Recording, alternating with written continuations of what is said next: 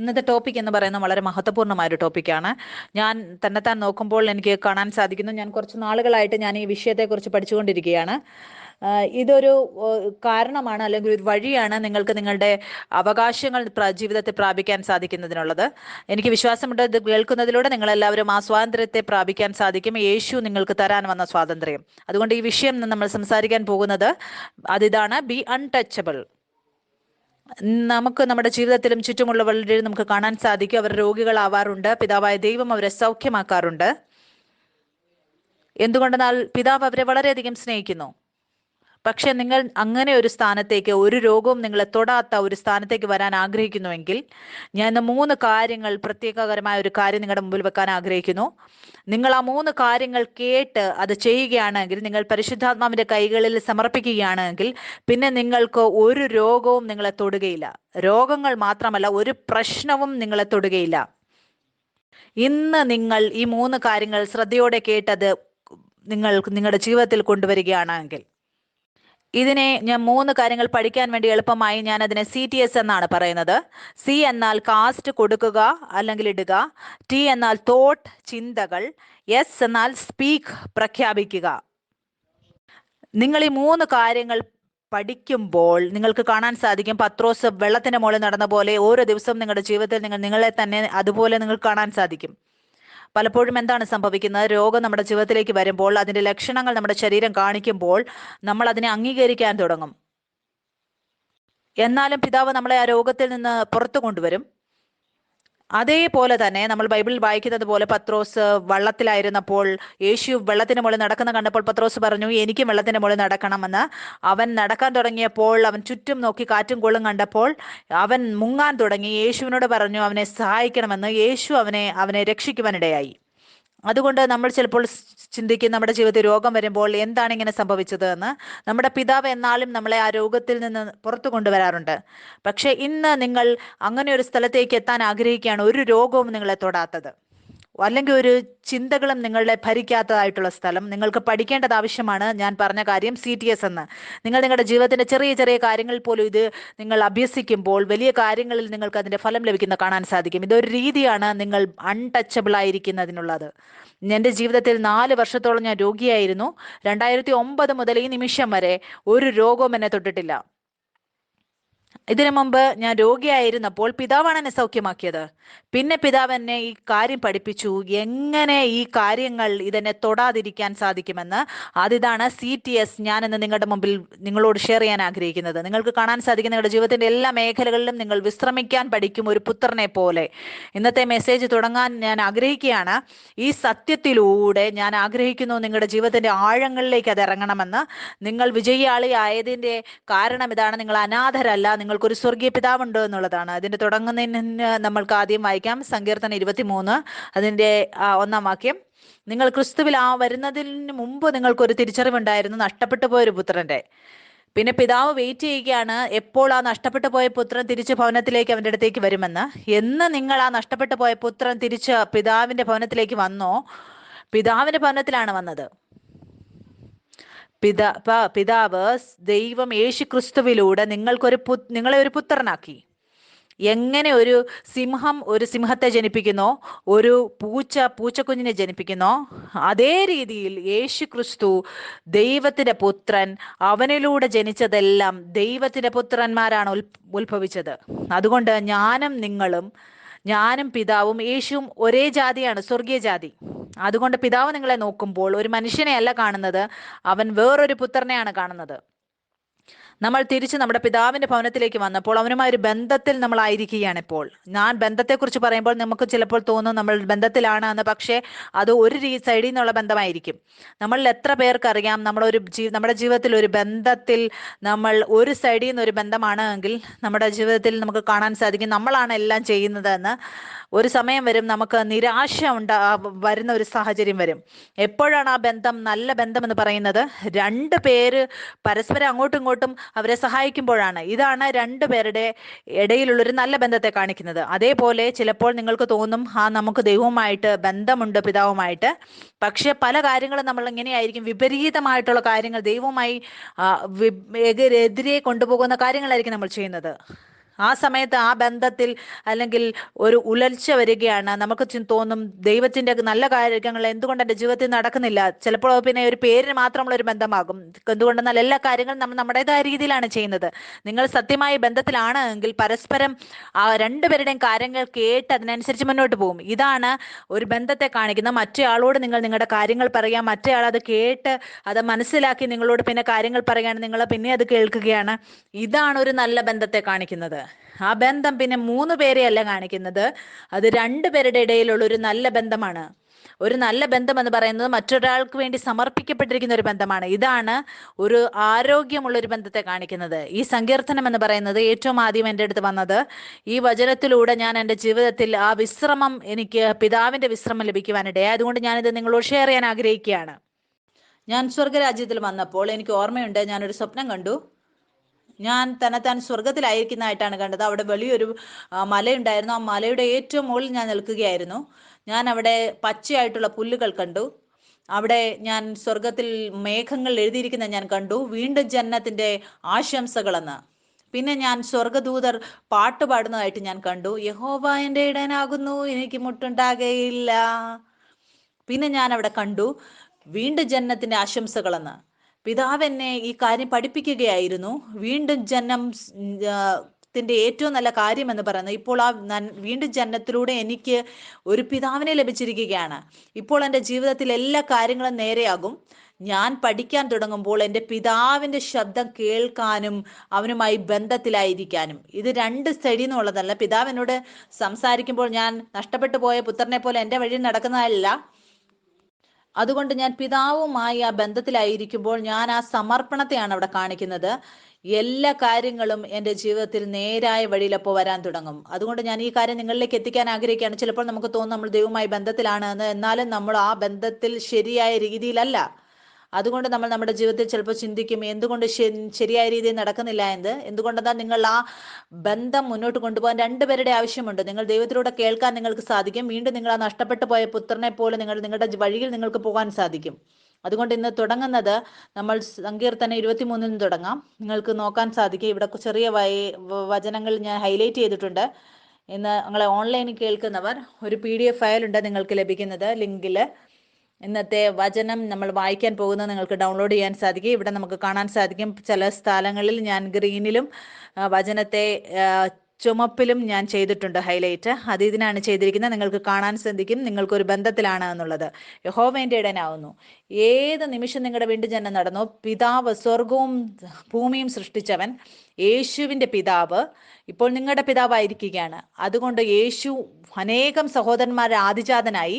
യേശുവിൻ്റെ പിതാവ് ഇപ്പോൾ എൻ്റെ പിതാവാണ്. 2 ഒന്നാണ്. യേശു ഇപ്പോൾ എന്നെ കഴിഞ്ഞും വലിയവനാണ്.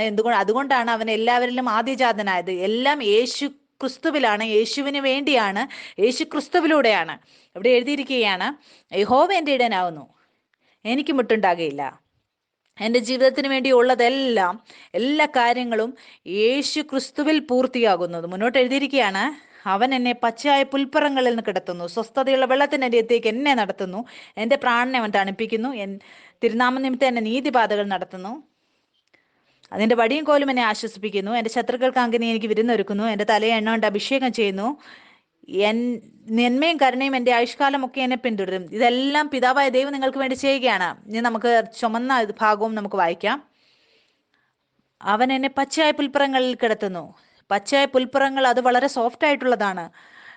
പുല്ല് ഉണങ്ങുമ്പോൾ അത് കട്ടിയായി മാറും. പക്ഷെ പച്ച പുല്ല് എന്ന് പറയുന്നത് അത് ഭയങ്കര സോഫ്റ്റ് ആയിട്ടുള്ളതാണ്. വചനം പറയുകയാണ്, അവൻ എന്നെ പച്ചയായ പുൽപ്പുറങ്ങളിൽ എന്നെ കിടത്തുന്നുവെന്ന്. സ്വസ്ഥതയുള്ള വെള്ളത്തിനരികത്തേക്ക് എന്നെ നടത്തുന്നു. അതുകൊണ്ട് നിങ്ങളെ ആരെങ്കിലും നയിക്കുകയാണ് എങ്കിൽ ആവശ്യമാണ് അവരോട് കൂടെ സഞ്ചരിക്കണമെന്നുള്ളത്. അതിൻ്റെ അർത്ഥം ഇതാണ്, ഞാൻ അവൻ്റെ ശബ്ദം കേൾക്കുന്നു, കേട്ടിട്ട് ഞാൻ സമർപ്പിക്കുകയാണ്. അതുകൊണ്ടാണ് ഞാൻ പറഞ്ഞത് ഇതൊരു ബന്ധമാണ്. അതുകൊണ്ട് ബന്ധത്തിൽ അവൻ പറയുകയാണ് എങ്കിൽ ഞാൻ വേറൊരു വഴിയിൽ, എൻ്റെ വഴിയിൽ പോകരുത്. ഞാൻ അവൻ്റെ ശബ്ദം കേൾക്കുന്നുവെങ്കിൽ ആ ശബ്ദം കേട്ടിട്ട് അതിന് സമർപ്പിച്ച് അവൻ്റെ പുറകെ പോകുകയാണ്. അപ്പോൾ നിങ്ങൾ ചിന്തിച്ചു നോക്കൂ, അവൻ നിങ്ങളെ എവിടേക്കാണ് കൊണ്ടുപോകുന്നത്? അവൻ നിങ്ങളെ കൊടുങ്കാറ്റിലേക്കല്ല കൊണ്ടുപോകുന്നത്. അവൻ നിങ്ങളെ എവിടേക്കാണ് കൊണ്ടുപോകുന്നത്? അവൻ സ്വസ്ഥതയുള്ള വെള്ളത്തിന്റെ അരികത്തേക്ക് എന്നെ നടത്തുന്നു, ഒരു വിശ്രമമുള്ള സ്ഥലത്തേക്ക്. അവൻ എൻ്റെ പ്രാണനെ തണുപ്പിക്കുന്നു. അതുകൊണ്ട് നിങ്ങളുടെ മനസ്സിന്റെ വിഷയത്തിൽ വചനം പറയുകയാണ്, എൻ്റെ പ്രാണനെ അവൻ തണുപ്പിക്കുന്നു, തിരുനാമ നിമിത്തം എന്നെ നീതിപാതകൾ നടത്തുന്നു. അതിന്റെ അർത്ഥം ഇതാണ്, ഞാൻ അവന്റെ ശബ്ദം കേൾക്കുമ്പോൾ നിങ്ങൾ ചിന്തിച്ചു നോക്കുക, അവൻ എന്നെ എങ്ങോട്ടാണ് കൊണ്ടുപോകുന്നത്? അവൻ നമ്മെ നീതിപാതകളിലേക്കാണ്. തിരുനാമ നിമിത്തം എന്നെ നീതിപാതകൾ നടത്തുന്നു. നിങ്ങൾക്കറിയാമോ, നീതി പാതയിൽ അവിടെ പാപമുണ്ടാകുകയില്ല.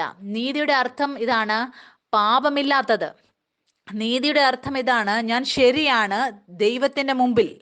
സാത്താൻ നീതിയെ ഭയപ്പെടുന്നു. നീതിയുടെ അർത്ഥം ഇതാണ്, നിങ്ങൾ ഒരു വെള്ള വസ്ത്രം ധരിച്ചിരിക്കുമ്പോൾ, നിങ്ങൾക്കറിയാമോ, ആരെങ്കിലും വെള്ള ഡ്രസ്സ് ഇട്ടാൽ അവർ വളരെ ശ്രദ്ധിച്ചായിരിക്കും നടക്കുന്നത്, അവരുടെ തുണി അഴുക്കാകാതിരിക്കാൻ. നിങ്ങൾക്കറിയാമേ, ഒരു പുത്രനറിയാം അവർ രാജാവാണ്, ദൈവത്തിന്റെ പുത്രനാണ്. അവർ ഒരിക്കലും പോയി ആ പാപം ചെയ്യുകയില്ല. എന്തുകൊണ്ടെന്നാൽ നിങ്ങൾ ആ അറിവിൽ നടക്കുകയാണ്, നമ്മൾ ആ വെള്ള വസ്ത്രം ധരിച്ചിരിക്കുകയാണ്. അതുകൊണ്ട് നിങ്ങൾ ആ വസ്ത്രം ഒരിക്കലും അഴുക്കാകാൻ ആഗ്രഹിക്കുകയില്ല. മറ്റുള്ളവർ അറിയുന്നില്ല അവർ ആ വെള്ള വസ്ത്രം ധരിച്ചിരിക്കുന്നു എന്നുള്ളത്. അവർ വീണ്ടും വീണ്ടും പോയി അതിനെ അഴുക്കാക്കുന്നു. എന്തുകൊണ്ടെന്നാൽ അവർക്ക് തിരിച്ചറിവില്ല അവരാരാണെന്നുള്ള തിരിച്ചറിവ്.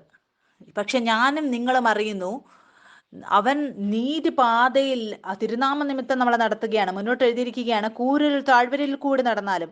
ഇവിടെ ഇങ്ങനെ എഴുതിയിട്ടില്ല പിതാവിനെ നടത്തുന്നു എന്ന്.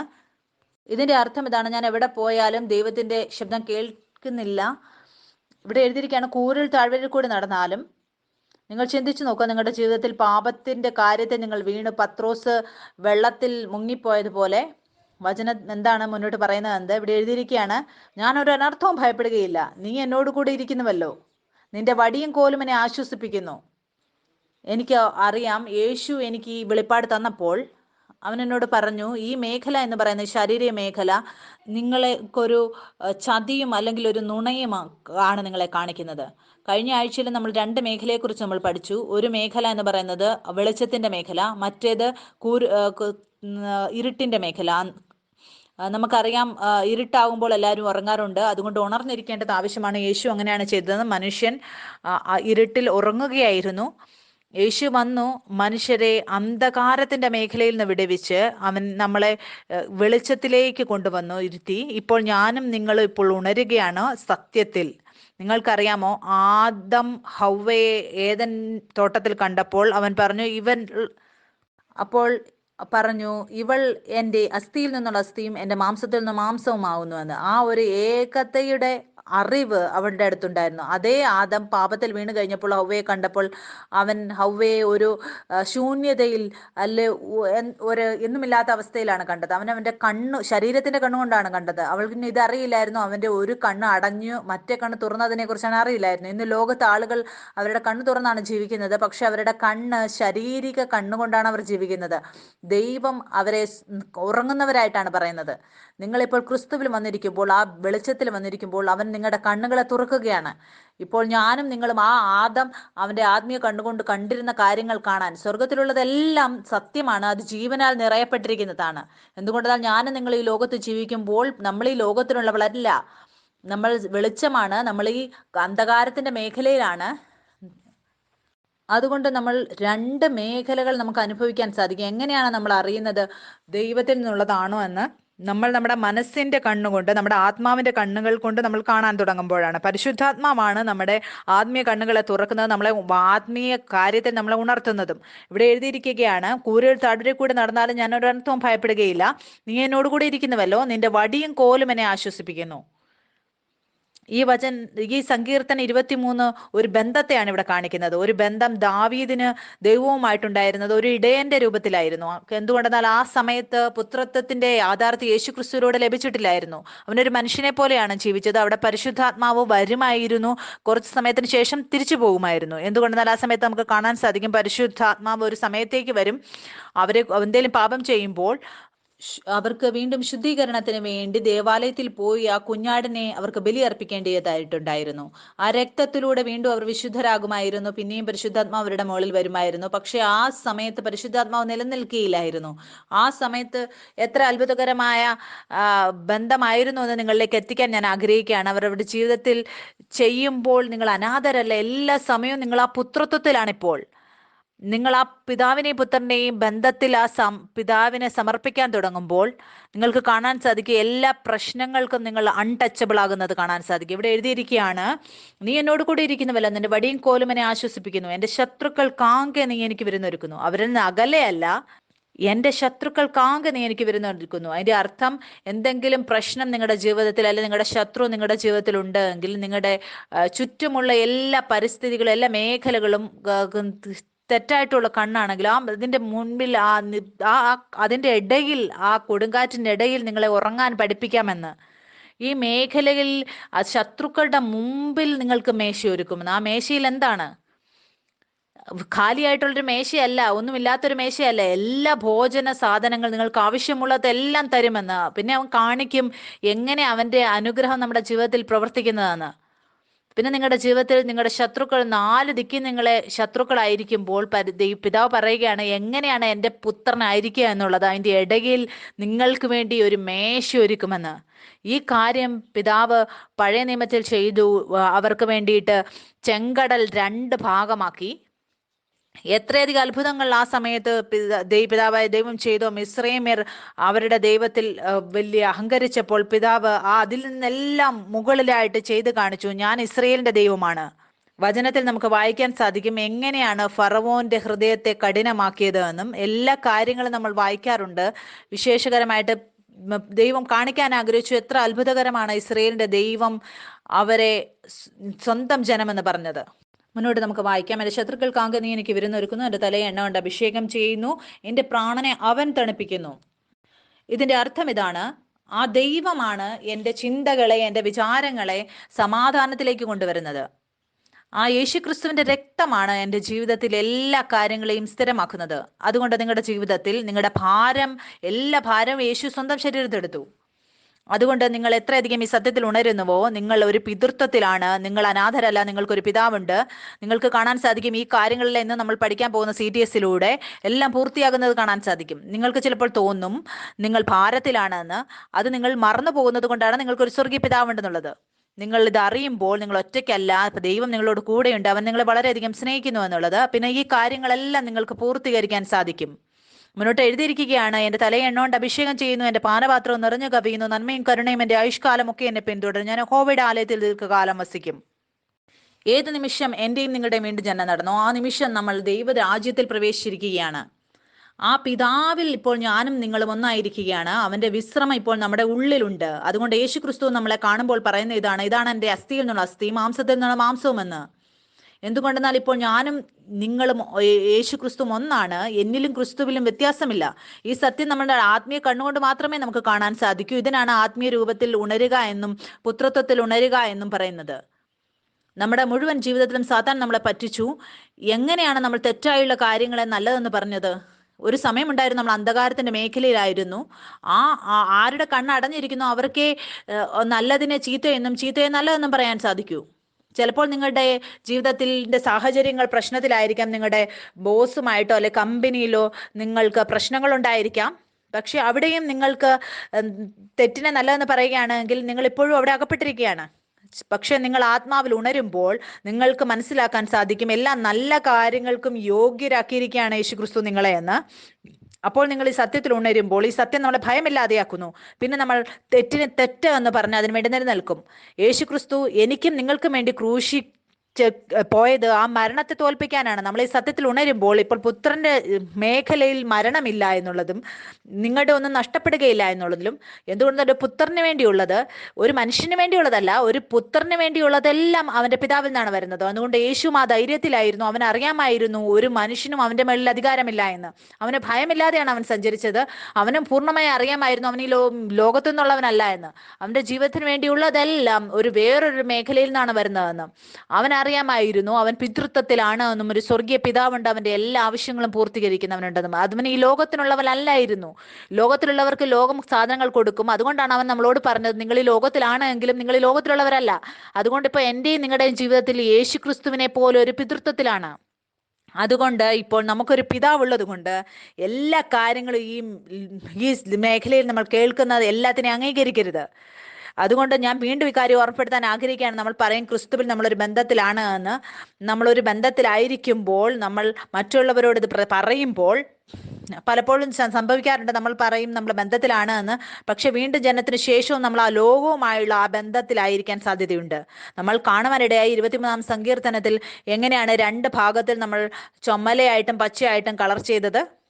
നമ്മൾ അതിൽ ശരിക്കും കാണാൻ സാധിക്കും ഒരു ബന്ധത്തെ, ദാവീദിന്റെയും ദൈവത്തിന്റെ ഇടയിലുള്ള ബന്ധം നമുക്ക് കാണാൻ സാധിക്കും. അവർ പരസ്പരം സമർപ്പിക്കുമ്പോൾ അവരുടെ ശബ്ദം കേട്ടതിലൂടെ ദാവീദിനെ എവിടേക്കാണ് കൊണ്ടുപോകുന്നത്? പിന്നെ നമുക്ക് കാണാൻ സാധിക്കും അവനെ പച്ചയായ പുൽപ്പുറങ്ങളിൽ അവനെ കൊണ്ടുപോവുകയാണ്, സ്വസ്ഥതയുള്ള വെള്ളത്തിനരികത്തേക്ക്. അവനാണ് എൻ്റെ പ്രാണനെ തണുപ്പിക്കുന്നത്, നീതിമാർഗത്തിലേക്ക് കൊണ്ടുനടക്കുകയാണ്, എൻ്റെ ശത്രുക്കളുടെ മുമ്പിൽ മേശയൊരുക്കുകയാണ്. എപ്പോൾ ദൈവവുമായ ബന്ധത്തിൽ അവനായിരിക്കുന്നോ നമുക്ക് കാണാൻ സാധിക്കും അവനെ വിശ്രമത്തിൽ നിലനിൽക്കുന്നത് കാണാൻ സാധിക്കും. ബൈബിളിൽ ഒരു വചനം എഴുതിയിട്ടുണ്ട്, നീ ആരുടെ ശബ്ദം കേൾക്കുന്നുവോ അവരാണ് നിന്റെ മുകളിൽ ഭരിക്കുന്നത് എന്ന്. അതിന്റെ അർത്ഥം ഇതാണ്, നമ്മൾ ആരുടെ ദാസനായിരിക്കുന്നോ അവരാണ് നമ്മുടെ മുകളിൽ അധികാരം നടത്തുന്നത്. ലളിതമായി പറഞ്ഞാൽ, ഞാൻ ആരുടെ ശബ്ദം കേട്ടിട്ട് ഹാ എന്ന് പറയുന്നു, ഞാൻ അവരുടെ ദാസനായി തീരുകയാണ്. നീ ഇപ്പോൾ എൻ്റെ ദൈവവും നീ എൻ്റെ ഇടയനുമാകുന്നു എന്ന് പറഞ്ഞാൽ നിങ്ങൾ ചിന്തിച്ചു നോക്കുക, പിന്നെ എന്താണ് സംഭവിക്കുന്നത്? ആ കാര്യം പിന്നെ നിങ്ങളുടെ മുമ്പിൽ അധികാരം നടത്തുകയാണ്. നിങ്ങളുടെ വീണ്ടും ജനനം നടന്നു, ദൈവം നിങ്ങളുടെ ജീവിതത്തിൽ വന്നു, നിങ്ങളെ അവൻ സ്വതന്ത്രരാക്കി. പക്ഷെ പലപ്പോഴും നമ്മൾ ചിന്തിക്കാറുണ്ട്, എന്തുകൊണ്ടാണ് രോഗിയായത്, എന്താണ് ഈ പ്രശ്നത്തിലായത്? ഒന്നും നിങ്ങളെ പ്രശ്നമാക്കാൻ നിങ്ങളുടെ ജീവിതത്തിൽ വരികയില്ല, നിങ്ങൾ വിശ്രമത്തിലായിരിക്കാൻ പഠിച്ചാൽ. എന്ന് നമ്മൾ പഠിക്കാൻ പോവുകയാണ്. CTS. സിയുടെ അർത്ഥം കാസ്റ്റിംഗ് യുവർ കെയർ, നിങ്ങളുടെ ചിന്തകളെ ദൈവത്തിന് മുമ്പിലിടുക. ടേക്കിംഗ് ഡൗൺ യുവർ തോട്ട്സ്, നിങ്ങളുടെ എല്ലാ തിരിച്ചറിവിന് വിപരീതമായി ഉയരുന്നതിനെ എല്ലാം ഇടിച്ചു കളയുക. സ്പീക്കിംഗ്, അതിനെ അംഗീകരിക്കുക, ഏറ്റുപറയുക. നമ്മൾ ഈ 3 കാര്യങ്ങൾ നമ്മുടെ ജീവിതത്തിൽ ചെയ്യാൻ തുടങ്ങുമ്പോൾ നമ്മുടെ ജീവിതത്തിന്റെ എല്ലാ ചെറിയ ചെറിയ മേഖലകളിലും നിങ്ങൾക്ക് കാണാൻ സാധിക്കും. എല്ലാ കാര്യങ്ങളിലും നിങ്ങൾക്ക് അധ്വാനിക്കേണ്ട ആവശ്യം വരികയില്ല. നിങ്ങൾ എപ്പോഴും തന്നെത്താൻ ആ വിശ്രമത്തിൽ കാണാൻ സാധിക്കും. CTS, അതിന്റെ നിങ്ങളുടെ എല്ലാ ചിന്തകളും ദൈവത്തിൽ അർപ്പിക്കുക, എല്ലാ തിരിച്ചറിവിനും വിപരീതമായി ഉയരുന്നതിനെ ഇടിച്ചു കളയുക, ഘോഷിക്കുക, പ്രഖ്യാപിക്കുക. നമ്മൾക്ക് വചനം വായിക്കാൻ സാധിക്കും നമ്മുടെ PDF-ലുള്ളത്. അതിൽ തുടക്കത്തിലൂടെ നമുക്ക് തുടങ്ങാം. ഇന്നത്തെ മെസ്സേജിന്റെ ടൈറ്റിൽ ബി അൺടച്ചബിൾ എന്നാണ്. സ്വർഗീയ പിതാവുള്ളൊരു പുത്രൻ. നിങ്ങൾക്കറിയാമോ, യേശുക്രിസ്തുവിന്റെ ജീവിതത്തിൽ നമ്മൾ നോക്കുമ്പോൾ യേശുക്രിസ്തുവിന്റെ മുഴുവൻ ജീവിതത്തിലും ഒരു പുത്രനെ പോലെയാണ് യേശുക്രിസ്തു ജീവിച്ചത്. ആ പിതാവായിരുന്നു അവനിൽ ഉണ്ടായിരുന്നത്. ഏത് നിമിഷം എന്റെയും നിങ്ങളുടെയും വീണ്ടും ജനനം നടന്ന വചനം പറയുകയാണ്, ഇപ്പോൾ ഞാൻ ക്രിസ്തുവിനോട് കൂടെ ക്രൂശിക്കപ്പെട്ടിരിക്കുമ്പോൾ ജീവിക്കുന്നത് ഞാനല്ല, ക്രിസ്തുവാണ് എന്നിൽ ജീവിക്കുന്നത്. ഇപ്പോൾ ഞാൻ ഈ ശരീരത്തിൽ ജീവിക്കുന്നുവെങ്കിൽ ഞാൻ ആ വിശ്വാസത്തോടെയാണ് ജീവിക്കുന്നത്. ഞാൻ ദൈവപുത്രനുള്ള എനിക്ക് വേണ്ടി എൻ്റെ പ്രാണനെ വെച്ച ദൈവപുത്രനുള്ള വിശ്വാസത്താൽ. ഈ ബന്ധമാണ് ഇതിൽ ഞാൻ സമർപ്പിക്കുമ്പോൾ പരിശുദ്ധാത്മാവിന്റെ ശബ്ദം കേട്ടിട്ട് നിങ്ങൾ ചിന്തിച്ചു നോക്കുക, ഞാൻ അങ്ങനെ ചെയ്യുമ്പോൾ അവൻ എന്നെ എവിടേക്കാണ് കൊണ്ടുപോകുന്നത്? അവൻ എന്നെ പച്ചയായ പുൽപ്പുറങ്ങളിലാണ് കൊണ്ടുപോകുന്നത്. ആ നീതി മാർഗത്തിലാണ് എന്നെ നടത്തുന്നത്. നമ്മൾ പരിശുദ്ധാത്മാവിന്റെ ശബ്ദം കേൾക്കാതിരിക്കുമ്പോൾ നിങ്ങളെ തന്നെ ആ കൂരിൽ താഴ്വരയിൽ കാണാൻ സാധിക്കും. അവിടെയും ദൈവം വരും, അവിടുന്ന് നിങ്ങളെ പുറത്തു കൊണ്ടുവരും. നിങ്ങൾ വീണ്ടും വീണ്ടും വീഴാൻ ആഗ്രഹിക്കുന്നില്ലെങ്കിൽ നിങ്ങൾ പരിശുദ്ധാത്മാവിന്റെ മുമ്പിൽ തന്നെത്താൻ സമർപ്പിക്കേണ്ടത് ആവശ്യമാണ്. അവിടെയാണ് നമ്മൾ പഠിക്കുന്നത് എങ്ങനെയാണ് നമ്മൾ നമ്മുടെ ചിന്തകളെ ദൈവത്തിനോടുള്ള തിരിച്ചറിവിന് വിപരീതമായി ഉയരുന്നതിനെ നമ്മൾ നമ്മുടെ ശബ്ദത്തിലൂടെ ഏറ്റുപറഞ്ഞ് നമ്മൾ തന്നെത്താൻ അത് ചെയ്യാൻ നമ്മൾ പഠിക്കുമ്പോൾ ഒരു പരിപൂർണതയിൽ നമ്മളെ തന്നെ കാണാൻ സാധിക്കും. നമുക്ക് മുന്നോട്ട് വായിക്കാം. ഫിലിപ്പിയർ 2:5 ഇവിടെ എഴുതിയിരിക്കുകയാണ്, ക്രിസ്തുയേശുവിലുള്ള ഭാവം തന്നെ നിങ്ങളിലും ഉണ്ടായിരിക്കട്ടെ. ഇവിടെ പൗലോസ് നമ്മൾ പറയുകയാണ്, നമ്മുടെ സ്വഭാവവും ക്രിസ്തുയേശുവിലുള്ള ഭാവം തന്നെ നിങ്ങളിലും ഉണ്ടായിരിക്കട്ടെ. മുന്നോട്ട് എഴുതിയിരിക്കുകയാണ്, അവൻ ദൈവരൂപത്തിൽ ഇരിക്കെ ദൈവത്തോടുള്ള സമത്വം മുറുകെ പിടിച്ചു കൊള്ളണമെന്ന് വിചാരിക്കാതെ ദാസരൂപം എടുത്ത മനുഷ്യ സാദൃശ്യത്തിലായി തന്നെത്താൻ ഒഴിച്ച് വേഷത്തിൽ മനുഷ്യനായി വിളങ്ങി തന്നെത്താൻ താഴ്ത്തി മരണത്തോളം, ക്രൂശിലെ മരണത്തോളം തന്നെ അനുസരണമുള്ളവനായി തീർന്നു. അതുകൊണ്ട് ദൈവവും അവനെ ഏറ്റവും ഉയർത്തി സകല നാമത്തിലും മേലായ നാമം നൽകി. അങ്ങനെ യേശുവിന്റെ നാമത്തിങ്കൽ സർലോകരുടെയും ഭൂലോകരുടെയും അധോലോകരുടെയും മുഴങ്കാലൊക്കെയും അടങ്ങുകയും എല്ലാ നാവും യേശു ക്രിസ്തു കർത്താവെന്ന് പിതാവായ ദൈവത്തിന്റെ മഹത്വത്തിനായി ഏറ്റുപറയുകയും ചെയ്യേണ്ടി വരും. ഞാൻ നിങ്ങളെല്ലാവരെയും ഓർമ്മപ്പെടുത്താൻ ആഗ്രഹിക്കുകയാണ്, ഞാനും നിങ്ങളും ഇപ്പോൾ ഈ യേശുക്രിസ്തുവിന്റെ സ്വരൂപത്തോടു കൂടെ ഒന്നായിരിക്കുകയാണ്. എത്രയധികം നിങ്ങൾ വിശ്രമത്തിലായിരിക്കാൻ പഠിക്കുന്നുവോ നിങ്ങൾക്ക് കാണാൻ സാധിക്കും, ഒരു പുത്രന് വേണ്ടി അവന്റെ എല്ലാ യുദ്ധവും അവന്റെ മനസ്സിലും അവന്റെ ചിന്തകളിലുമാണ് വരുന്നത്. ആ എല്ലാ വിചാരങ്ങളെയും തിരിച്ചറിവിന് വിപരീതമായിട്ടുള്ളതിനെ ഇടിച്ചു കളയുമ്പോൾ, അത് പ്രഖ്യാപിക്കാൻ തുടങ്ങുമ്പോൾ പിന്നെ എന്താണ് സംഭവിക്കുന്നത്? എല്ലാ കാര്യങ്ങളും അവരുടെ മുമ്പിൽ മുട്ടുകുത്തുകയാണ്. നിങ്ങളെ തന്നെ യേശുക്രിസ്തുവിന്റെ സ്വഭാവത്തിൽ ഇടുകയാണെങ്കിൽ നിങ്ങൾക്ക് കാണാൻ സാധിക്കും, എല്ലാ മുട്ടും നിങ്ങളുടെ മുമ്പിൽ മടങ്ങും, എല്ലാ സാഹചര്യവും നിങ്ങളുടെ മുമ്പിൽ മുട്ടുകുത്തും. മുന്നോട്ട് എഴുതിയിരിക്കുകയാണ്, അതുകൊണ്ട് പ്രിയമുള്ളവരെ, നിങ്ങൾ എല്ലായ്പ്പോഴും അനുസരിച്ചതുപോലെ ഞാൻ അരികത്തിരിക്കുമ്പോൾ മാത്രമല്ല, എന്ന് ദൂരത്തിരിക്കുമ്പോൾ. ഇവിടെ പൗലോസ് പറയുകയാണ്, നിങ്ങൾ ചിന്തിച്ചു നോക്കുക, ഏറ്റവും അധികമായി ഭയത്തോടും വിറയലോടും കൂടെ നിങ്ങളുടെ രക്ഷയ്ക്കായി പ്രവർത്തിപ്പിൻ. ഇച്ഛിക്കുക എന്നതും പ്രവർത്തിക്കുക എന്നതും നിങ്ങളിൽ ദൈവമല്ലോ തിരുവള്ളമുണ്ടായിട്ട് പ്രവർത്തിക്കുന്നത്.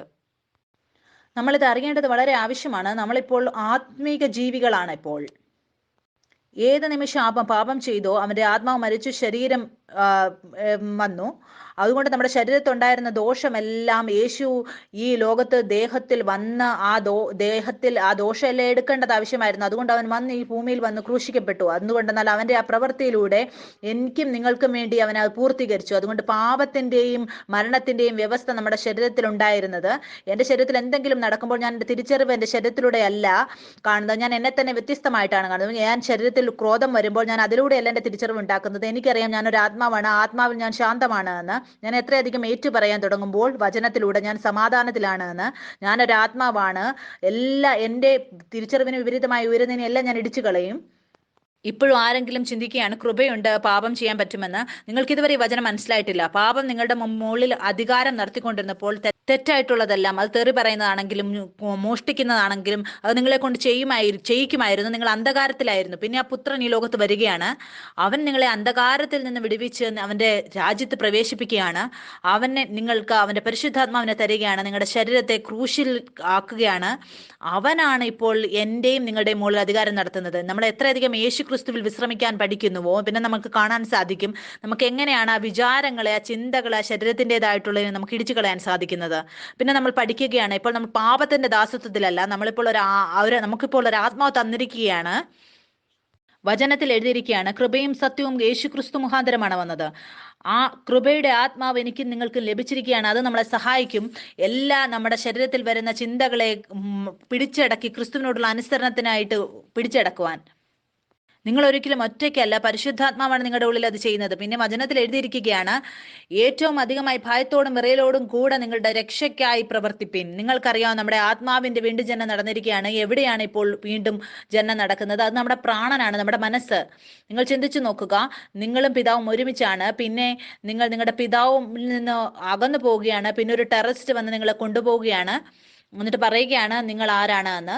പിന്നെ ആ ടെററിസ്റ്റ് നിങ്ങളോട് എല്ലാ കാര്യങ്ങളും, നിങ്ങളുടെ തിരിച്ചറിവിന് വിപരീതമായിട്ടുള്ള കാര്യങ്ങൾ, സത്യമല്ലാത്തത് പറയുകയും നിങ്ങളെ പഠിപ്പിക്കുകയാണ് നിങ്ങളെ കൊല്ലാനും മോഷ്ടിക്കാനും അയാളെ പോലെ ആകാൻ.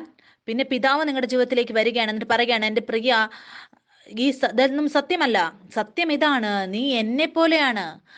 അപ്പോൾ അവിടുന്ന് നമ്മളെ അവൻ വിടുവിക്കുകയാണ്. അതുകൊണ്ട് നമ്മുടെ മനസ്സ് എല്ലാ അന്ധകാരത്തിന്റെ ഈ ലോകത്തിലുള്ളതും ആയി നിറഞ്ഞിരിക്കുകയായിരുന്നു. നമ്മൾ ചെറുപ്പം തൊട്ട് നമുക്ക് കാണാം, നമ്മുടെ പ്രാണനിൽ വീണ എല്ലാ വിത്തുകളും നമ്മൾ സ്കൂളിലായിരുന്നപ്പോഴും നമ്മൾ കേട്ടതും സ്കൂളിൽ പഠിച്ചതും നമുക്ക് കാണാൻ സാധിക്കും. എല്ലാ കാര്യങ്ങളും നമ്മളെ ഒരു ശരീരത്തിന്റെ തിരിച്ചറിവിന് വേണ്ടിയുള്ളതായിരുന്നു. അത് ഈ ലോകത്തെക്കുറിച്ചുള്ളതായിരുന്നു. ഈ ലോകം വീണിരിക്കുകയായിരുന്നു ആ നന്മ തിരുമറിച്ചകളെ കുറിച്ചുള്ള വൃക്ഷത്തിന്റെ ഫലത്തിലൂടെ. എല്ലാ കാര്യങ്ങളും അതിന് ചുറ്റുമുണ്ടായിരുന്നത്.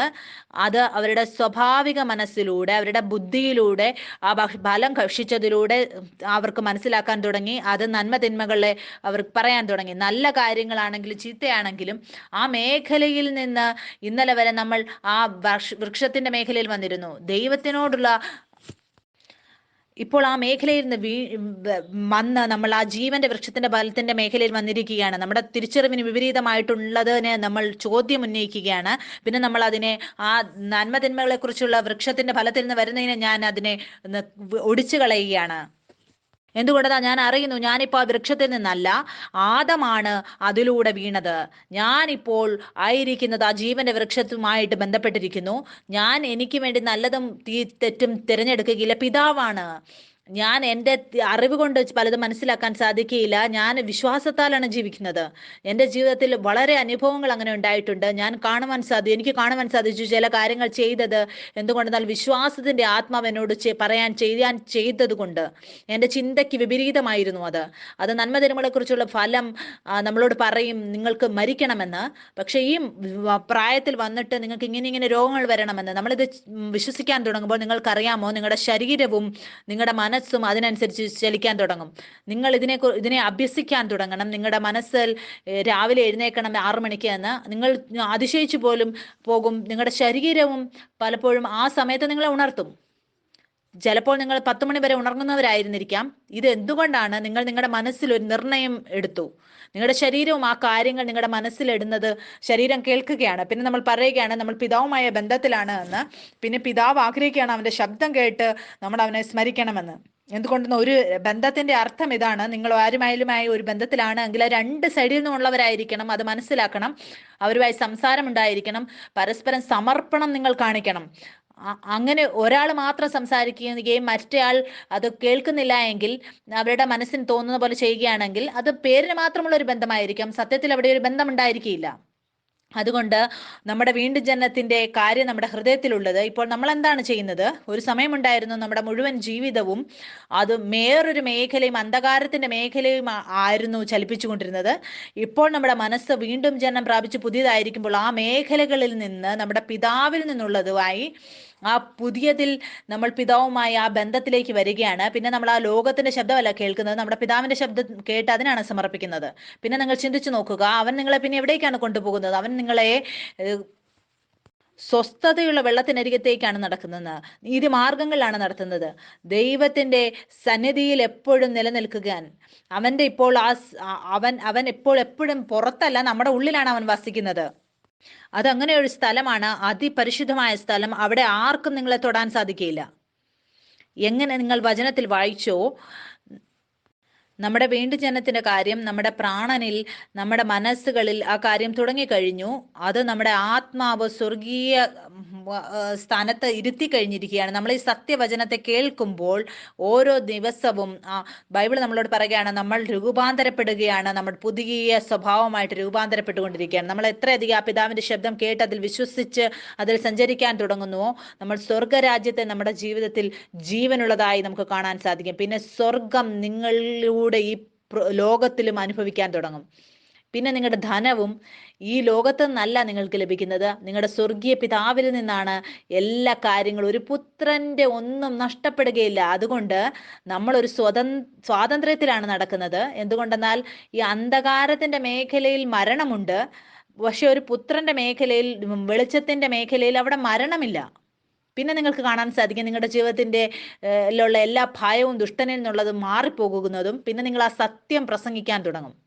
നിങ്ങൾക്കറിയാമോ, നിങ്ങൾ സത്യം പറയുന്നത് നിർത്താതിരിക്കുമ്പോൾ, നിർത്തുന്നത് നിങ്ങൾക്ക് ഭയമുള്ളത് കൊണ്ടായിരിക്കും, എന്തെങ്കിലും സംഭവിക്കുമെന്നുള്ളത്. പക്ഷെ ഞാനും നിങ്ങളും ധൈര്യമുള്ളവരായിരിക്കും. ഏറ്റവും ആദ്യം നമ്മുടെ ഇതെല്ലാം പിതാവിൽ നിന്നാണ് വരുന്നത് എന്നുള്ളത് അറിഞ്ഞപ്പോൾ എനിക്കറിയാം. എന്തുകൊണ്ട് തന്നെ എൻ്റെ പിതാവിൻ്റെ രാജ്യത്തിൽ എനിക്ക് വേണ്ടി എപ്പോഴും സമൃദ്ധിയോട് കൂടിയുള്ള സാധനങ്ങളാണ് വെച്ചിരിക്കുന്നത്. അതുകൊണ്ട് ആ ശിഷ്യന്മാർ 5000 പുരുഷാരം യേശുക്രിസ്തുവിന് മുമ്പിൽ നടന്നപ്പോൾ യേശുക്രിസ്തുവിന് പറയാമായിരുന്നു, ഈ പുരുഷാരം പോയി ഭക്ഷണം കഴിക്കാൻ പറയാമായിരുന്നു. പക്ഷെ യേശുക്രിസ്തു പറഞ്ഞു, ഈ മരുഭൂമിയിലും ഞാൻ എൻ്റെ ആളുകൾക്ക് വേണ്ടി ഭക്ഷണം കൊടുക്കാൻ എനിക്ക് ശക്തിയുള്ളവനാണ്. എന്തുകൊണ്ടാണ്? ഞാനാണ് ജീവന്റെ റൊട്ടി. അതുകൊണ്ട് ഇവർക്ക് പുറത്തു പോകേണ്ട ആവശ്യമില്ല. എത്രയായിരുന്നു അവർക്ക് ലഭിച്ചത്? നമുക്ക് വചനത്തിൽ വായിക്കാൻ സാധിക്കും, അവൻ ധാരാളമായി അവർക്ക് കൊടുത്തുവെന്ന്. എന്തുകൊണ്ടാണ്? എന്റെയും നിങ്ങളുടെ അവകാശം ഈ ലോകത്തു നിന്നല്ല വരുന്നത്. ഏത് ദേശത്താണോ നിറവ് മാത്രമുള്ളത് അവിടെ നിന്നാണ് വരുന്നത്. പിന്നെ നമ്മൾ പഠിക്കാൻ തുടങ്ങും, തെറ്റായുള്ള കാര്യങ്ങൾക്ക് വേണ്ടി ശബ്ദം ഉയർത്തുവാനും നമ്മളെ ധൈര്യമുള്ളവരാക്കും, നമ്മൾ സത്യത്തെ പ്രസംഗിക്കുവാൻ വേണ്ടി. നിങ്ങൾക്കറിയാമോ, ഞാൻ ഈ വിഷയത്തെക്കുറിച്ച് സംസാരിക്കുകയായിരുന്നു. ഒരു പുത്രൻ എങ്ങനെയാണ് നന്മ തിന്മകളെ കുറിച്ചുള്ള വ്യത്യാസം മനസ്സിലാക്കുന്നത്? യെശയ്യാവിന്റെ പുസ്തകത്തിൽ എഴുതിയിരിക്കുകയാണ്, നിങ്ങൾ തൈരും തേനും കഴിക്കും, നിങ്ങൾക്ക് നന്മ തിന്മകളെ കുറിച്ചുള്ള വ്യത്യാസം മനസ്സിലാകുന്നത് വരെ. തൈര് പാലിന്റെ നിറവ് കൊണ്ടാണ് ഉണ്ടാവുന്നത്. തേൻ എന്ന് പറയുന്നത് കഴിക്കുമ്പോൾ മധുരമുള്ളതാണ്. നിങ്ങൾ ചിന്തിച്ചു നോക്കുക, പിതാവ് മധുരം നൽകുകയാണോ നന്മ തിന്മകളെ കുറിച്ചുള്ള വ്യത്യാസം മനസ്സിലാക്കാൻ വേണ്ടിയിട്ട്? അതെ. എന്തുകൊണ്ടെന്നാൽ പിതാവായ ദൈവത്തിന്റെ ഹൃദയം അവന്റെ മക്കൾക്ക് എല്ലാം നന്മയും നൽകാനാണ്. അതിൽ ഒന്നും കലർത്തുകയില്ല അവൻ. എന്തുകൊണ്ടെന്നാൽ ഈ ലോകത്തിന്റെ എന്തെങ്കിലും തെറ്റായ കാര്യങ്ങൾ നമുക്ക് കിട്ടുമ്പോൾ നമ്മൾ മനസ്സിലാക്കും നമ്മുടെ പിതാവിൽ നിന്നുള്ളതല്ല ഇതെന്ന്. നിങ്ങൾക്കറിയാമോ, എൻ്റെ ജീവിതത്തിൽ വളരെ അങ്ങനെയുള്ള സാഹചര്യങ്ങൾ വന്നു. ഞാൻ തെറ്റായുള്ള കാര്യങ്ങൾ എൻ്റെ ജീവിതത്തിലേക്ക് വന്നു. ആ തെറ്റുകൾക്ക് നോ പറയാൻ എനിക്ക് ധൈര്യം ലഭിച്ചത് എന്തുകൊണ്ടെന്നാണെന്ന് അറിയാമോ? എൻ്റെ പിതാവ് എത്രയധികം എത്ര നന്മ തരാൻ അവന് കഴിവുണ്ട് എന്ന് എനിക്കറിയാമായിരുന്നു. അതുകൊണ്ട് വചനത്തിൽ എഴുതിയിരിക്കുകയാണ്, ദൈവത്തിന്റെ സ്നേഹം, അവന്റെ നന്മകൾ നമ്മുടെ ഹൃദയത്തെ മാറ്റുന്നുവെന്ന്. നമ്മൾ കൃപയിലായിരിക്കുമ്പോൾ പാപത്തിന് നമ്മുടെ മേൽ ഒരു അധികാരവുമില്ല. മുന്നോട്ട് വചനത്തിൽ എഴുതിയിരിക്കുകയാണ്, ക്രിസ്തു നിങ്ങളിൽ ഉരുവാകുമ്പോൾ ഞാൻ പിന്നെയും പ്രസവവേദനപ്പെടുന്ന എൻ്റെ കുഞ്ഞുങ്ങളെ. പൗലോസ് ഇവിടെ പറയുകയാണ്, ക്രിസ്തു നിങ്ങളിൽ ഉരുവാകണം. ക്രിസ്തുവിന്റെ രൂപം എവിടെയാണ് ഉണ്ടാവുന്നത്? എന്റെയും നിങ്ങളുടെയും വീണ്ടും ജന്മം പ്രാപിച്ചിരിക്കുന്നു. യേശു ക്രിസ്തുവുമായി നമ്മൾ ഒന്നായിരിക്കുന്നു. പക്ഷേ ഏതോ ഒരു സ്ഥലമുണ്ട്, ഇതുവരെ യേശു ക്രിസ്തു പൂർണ്ണമായും ഒഴിവായിട്ടില്ല. അതാണ് നമ്മുടെ ഹൃദയം, നമ്മുടെ മനസ്സ്.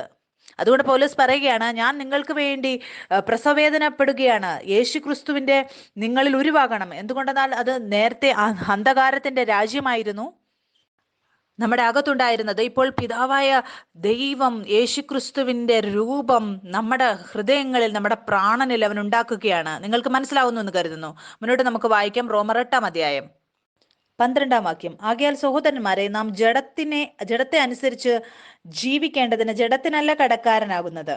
ശരീരം എന്താണ്? എല്ലാ കാര്യങ്ങളും ഈ ലോകത്തെക്കുറിച്ചുള്ളത്, ഈ ലോകത്തിന്റെ കാര്യങ്ങളെ നമ്മളെ കാണിക്കുന്നത് ഈ ശരീരത്തിന്റെ ലളിതമായ രീതി പറഞ്ഞാൽ വിശ്വാസമില്ലാത്തത്. ശരീരം വിശ്വാസത്തിലൂടെയല്ല സഞ്ചരിക്കുന്നത്, അത് അതിന്റെ ഇന്ദ്രിയങ്ങളിലൂടെയാണ് സഞ്ചരിക്കുന്നത്.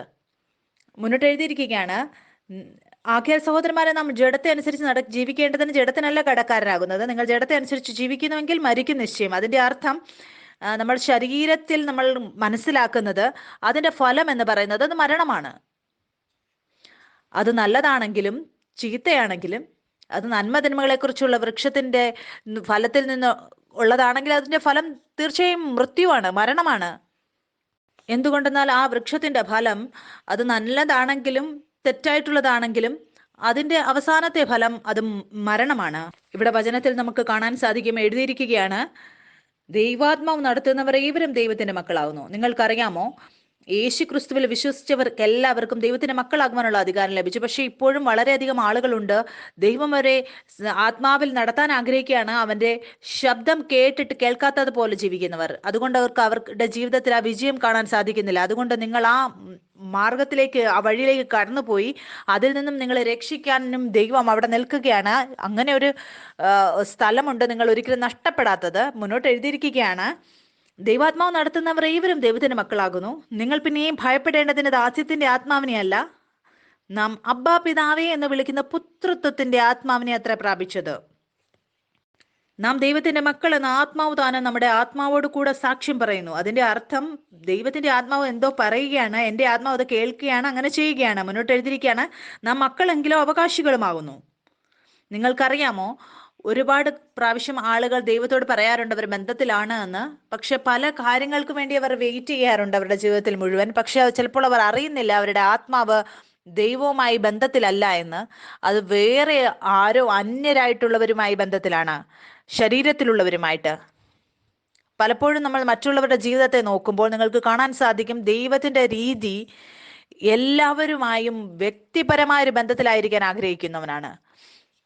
ചിലപ്പോൾ മറ്റുള്ളവരുടെ ജീവിതത്തെ നമ്മൾ നോക്കുമ്പോൾ നമുക്ക് ചിന്തിക്കാറുണ്ട്, അവരുടെ ജീവിതത്തിൽ രോഗസൗഖ്യമുണ്ട്, ആ കാര്യം നടക്കുന്നു, നമ്മൾ കാണുന്നില്ല. ദൈവപിതാവിന്റെ ഒരു രീതിയുണ്ട് നമ്മുടെ പ്രാണനിൽ. ചിലപ്പോൾ ആരുടെയെങ്കിലും പ്രാണനിൽ അവിശ്വാസത്തിന്റെ വിത്തുകൾ ഉണ്ടാകും, അത് മാറ്റാനുള്ളത്. ചിലപ്പോൾ നമ്മൾ മറ്റുള്ളവരുടെ ജീവിതം നോക്കുമ്പോൾ ഒരു പുത്രൻ വളരെ വിശ്രമത്തിലാണ്, മറ്റൊരാൾ വളരെ കഷ്ടപ്പെടുകയാണ്. അവർ ആ കാര്യങ്ങളെ കണ്ടിട്ട് ദൈവം പക്ഷപാതം ചെയ്യുകയാണെന്ന് നമുക്ക് പറയാൻ പറ്റുകയില്ല. അതുകൊണ്ട് വചനം നമ്മളെ ഉത്സാഹിപ്പിക്കുകയാണ്, നമ്മൾ ദൈവത്തിന്റെ പ്രവൃത്തികളെ നമ്മുടെ ഉള്ളിൽ പൂർത്തിയാക്കുന്നത് നമ്മൾ കാണണം. ദൈവത്തിന്റെ വചനം, അവന്റെ ശബ്ദം രണ്ടും ഒന്നാണ്. അവൻ നിങ്ങളെ ഒരിക്കലും അവന്റെ വചനത്തിന് വിപരീതമായ ഒരു കാര്യം ചെയ്യാൻ പറയുകയില്ല. നമ്മൾ വചനത്തിൽ വായിച്ചതുപോലെ ആത്മാവുദാനം നമ്മുടെ ആത്മാവോട് സാക്ഷ്യം പറയുകയാണ്, നമ്മൾ ദൈവത്തിന്റെ മക്കളാണെന്ന്, നമ്മൾ അവന്റെ പുത്രന്മാരാണെന്ന്. മുന്നോട്ട് നമുക്ക് വായിക്കാം. ഗലാത്യർ 3-ാം അധ്യായം അതിന്റെ 26. ക്രിസ്തുവേശുവിലെ വിശ്വാസത്താൽ നിങ്ങളെല്ലാവരും ദൈവമക്കളാകുന്നു. ക്രിസ്തുവിനോട് ചേരുവാൻ സ്നാനമേറ്റിരിക്കുന്ന നിങ്ങളെല്ലാവരും ക്രിസ്തുവിനെ ധരിച്ചിരിക്കുന്നു. അതിൽ യഹൂദനും യവനനും എന്നില്ല, ദാസനും സ്വതന്ത്രനും എന്നില്ല, ആണും പെണ്ണും എന്നുമില്ല, നിങ്ങളെല്ലാവരും ക്രിസ്തുവേശുവിൽ ഒന്നത്രേ. ക്രിസ്തുവിനുള്ളവരെങ്കിലോ നിങ്ങൾ അബ്രഹാമിന്റെ സന്തതിയും വാഗ്ദത്ത പ്രകാശം അവകാശികളുമാകുന്നു. 4-ാം അധ്യായം കൂടെ നമുക്ക് വായിക്കാം. അവകാശി സർവ്വത്തിനും യജമാനനെങ്കിലും ശിശുവായിരിക്കുന്നിടത്തോളം. നിങ്ങൾക്കറിയാമോ അവകാശി ആരാണ്?